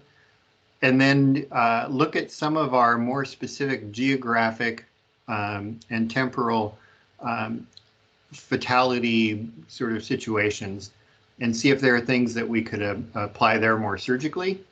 One easy thing to do would be to simply require anybody who's in a powerboat 21 feet and under to wear a life jacket when they're on a boat underway. That would be an easy one to do. Doesn't mean it would be popular, doesn't mean the legislature would support it. A more politically feasible thing might be something more surgical that says in cold weather years, wear a life jacket, or in cold weather months, wear a life jacket in certain situations. When you're crossing a bar, wear a life jacket. When you're doing certain other things, wear a life jacket. Is that something you'd like to see as kind of a universe of possibilities? Yeah, that's what I'd like to see. Okay, we can do that. Laura. I'm kind of intrigued by the cold water stuff as well, and not just for non-motorized, but across all boaters. Yep. And when that petition came out, I went and dug around a little bit, and I think there's like 6 or 7 states that have similar regulations, but like half of those states, it's not statewide, it's only on very specific water bodies. And I don't know if we have the data about fatalities of all sorts across all types of boating related to estimated water temperature, but those kinds of things to me, I mean, I think it is really important because that whole cold water reflex thing is, I think, probably part of the issue, and to keep people's faces and heads out of the water might help solve the problem a little bit. Okay. I really appreciate that. And I think you're right. When I look at the data and I see that we're almost exactly 50-50 split over 5 years between motorized and non-motorized fatalities in the most frequent, you really can't say, oh, this is a non-motorized problem, or oh, this is a motorized problem. It's really a boater problem in certain situations. So I appreciate those comments, and we can do some research on that. And I'm pretty sure that with a little bit of effort, we can look at the last 5 years of data and tell you what water temperatures were at a given time.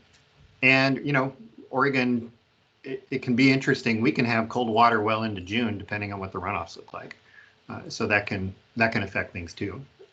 Yeah. And that's some of the paddle sports organizations for a long time have used like air plus water temperature for guidance on dry suit, wetsuit kind of use. So, I mean, even like a ballpark of temperatures would be really helpful. Okay. All right. We can do that. All right. Eddie has his hand up. Go ahead, Eddie. Yes, thanks. Thank you, Chair Early. Just to piggyback on your comment in regards to the fix-it ticket, I just wanted to give you a quick update on that. It's funny you bring that up. Law enforcement has noticed a trend where if they do have a fix-it ticket option, when that individual who got the citation goes before the judge, they notice a lot of times the price tags are still on the life jacket, in which after getting the ticket dropped, they will then go and return the life jacket. So I noticed a trend primarily in the Valley area where the fix-it ticket doesn't necessarily prove to be the safest option because of that reason. So in turn, law enforcement, I think, have just been giving a citation without that fix-it ticket option. So I just wanted to give you a little bit more information on that situation. So I appreciate that, Eddie. That's I guess I would never consider doing that. So it never entered my mind, but thank you. yeah, Clackamas County for a while did a diversion program for life jackets. I don't know if they still do it, but if you got a life jacket violation, you could get it waived if you went and sat through a 3-hour training course. And I sat through it once, and it was a little bit painful. You would get it waived, and that was one way to do it. It was a creative solution, and it probably worked. I see another hand up. Eddie, No, that's what you? Yep. Okay. Colleen. Yeah, thank you. I'm that's sorry. okay. I'll drop it. Thank you, Eddie, for that additional information on the fix-it ticket. And You're welcome. answered my question before I had a chance to ask it. And Randy, it's interesting to hear about Clackamas County and their diversion program, whether the program could have used a little work or not. I believe there are similar things that are done for car accidents and tickets associated with that. The courts will reduce the sentence, seems a little harsh for words, but that the courts might reduce one's punishment if you sit through such and such a training course. But it seems like education is also a key component of all of this. Like Laura was saying, the cold water information is also something I hear a lot of in the motorized boating community. And certainly there's this fallacy that if you're a strong swimmer, you'll be just fine. And then people don't realize that our waters are not a swimming pool, that there are all sorts of hazards in them. Also really appreciate the continued partnership with media. I feel like that is an opportunity for additional education, because it seems like, unfortunately, situations like this don't register with people until it becomes personal, or until they can see some connection with the victim or the person who was injured. So I want to thank your team for doing that and encourage you to continue to work with media to get the story out there. All right. Thank you. Appreciate that very much. Is there any direction? Oh, Laura. I wanted to throw this out. I think it's more in Mary Ann's with her national group is, again, don't just focus on the businesses that qualify as like the outdoor sports industries, the REIs, the Next Adventures, places like that. But I mean, you walk into Dick's Sporting Goods and they're selling paddle sports equipment, but the only life jackets that they're selling are appropriate for motorized boating or water skiing. And really hitting the buyers of the generic sporting goods stores to include more paddler friendly, SEP friendly, and the education that those people get, the understanding that they are boaters. Because when I talk to people on the river who've bought their equipment at more of the big box place, again, that information that you are a boater, you need to have a life jacket, is completely lost on them. And I don't know if that's through stuff in the public service announcements or I sent Director Warren a video that was done in Seattle about 30 years ago with an unknown actor named Bill Nye, who was doing this silly thing about cold water immersion and the 50-50-50-50 rule. Stuff like that, just on TV, it wakes people up. Yeah, I think you're right. And you're exactly right. Those big box stores are the target of some of these efforts to get point of sale information. Last time I went into Dick's, I had a reasonably good display that talked about which life jackets and things were required. But it didn't match the effectiveness as a product would they really wanted you to buy, and that's what we need to do is we really need to give them a reason to want to buy the safety message. And we really need industry to partner with us on that. So I appreciate those comments, and I will continue to work with Marianne as we look at that. One last question, and then I'll shut up, and that is related to the authority. Do you want some maybe additional direction in the coming? We're not in a rush because we're a long ways out from 2023, but related to the statutory authority to require wear. Is that something you would like some additional information on what that might look like for a legislative concept?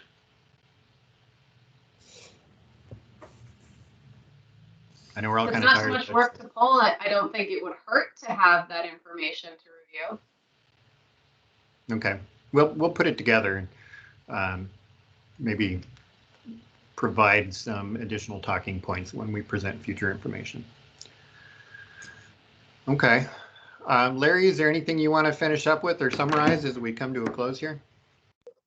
Before, and we'll see where Chair Early's at, is just, again, want to echo the comments from the board of such good information for staff. It's a lot of information.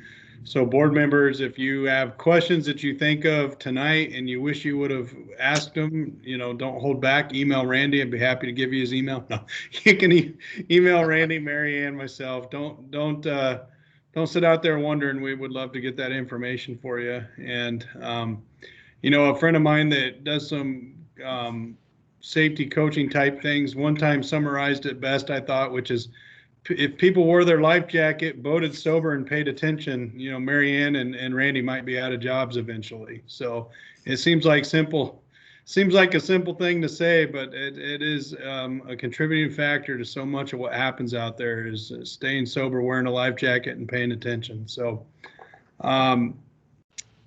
Chair Early, I just want to let you know we are getting, for our area, quite a bit of snow. It started a couple hours ago. We shouldn't have a problem getting started in the morning, but if something was to change on that, I'll certainly communicate with you overnight and let you know if we need an adjustment on a time. But I just wanted to make sure you knew that we are getting quite a bit of snow, but I think right now we shouldn't have a problem on the staff side making the start time tomorrow. Okay, that sounds good. Yeah, we've got some pretty high winds already starting out here too. So I watched some of my trees halfway bend over just a few minutes ago. So I would like to thank Brian, Eddie, Marianne. I know Ginger and Jessica weren't there, and Randy. You guys always do an incredible job of bringing us such incredible information, from statistics to just anecdotal things and including the videos. It's very, very much appreciated. And it's a testament to your division, Randy, and how well your staff pulls together to do one of these presentations. And you might think it's not seamless, but it isn't. It's seamless to us. Okay. All of it flows together so well. And I know that you've got your technology gurus there in Jessica and Brian, but I know that everybody else there works on it real hard too. And I know that we'll say something tomorrow about Sandy and her contributions to all of this, but I wish I'd have been there to be able to do the drive-by for her. So we will address her tomorrow. Okay. Cool. If anybody has any issues because of the weather tomorrow or has any difficulties, you can send me a text, you can send me an email, contact Jess, anybody at the office there too, and just let us know that you're having some difficulties. We've got a pretty packed agenda tomorrow and some important items on that agenda. So we want to make sure that we're gonna be okay to be able to conduct our meetings. So does anybody have any final comments or questions for Randy or any of his department? Thanks. Thank you very much. Thank you, Anna. I learned a lot. Okay, well, again, thank you, Randy, to you and your department for this great presentation, and we will adjourn until tomorrow morning at 8:30. And thanks, Larry. Thank you. And just a reminder, it'll take us just a second here to turn off the live stream. So we'll be live even though it sounds like you're wrapped up. So I'll signal when we're off the live. Sounds good.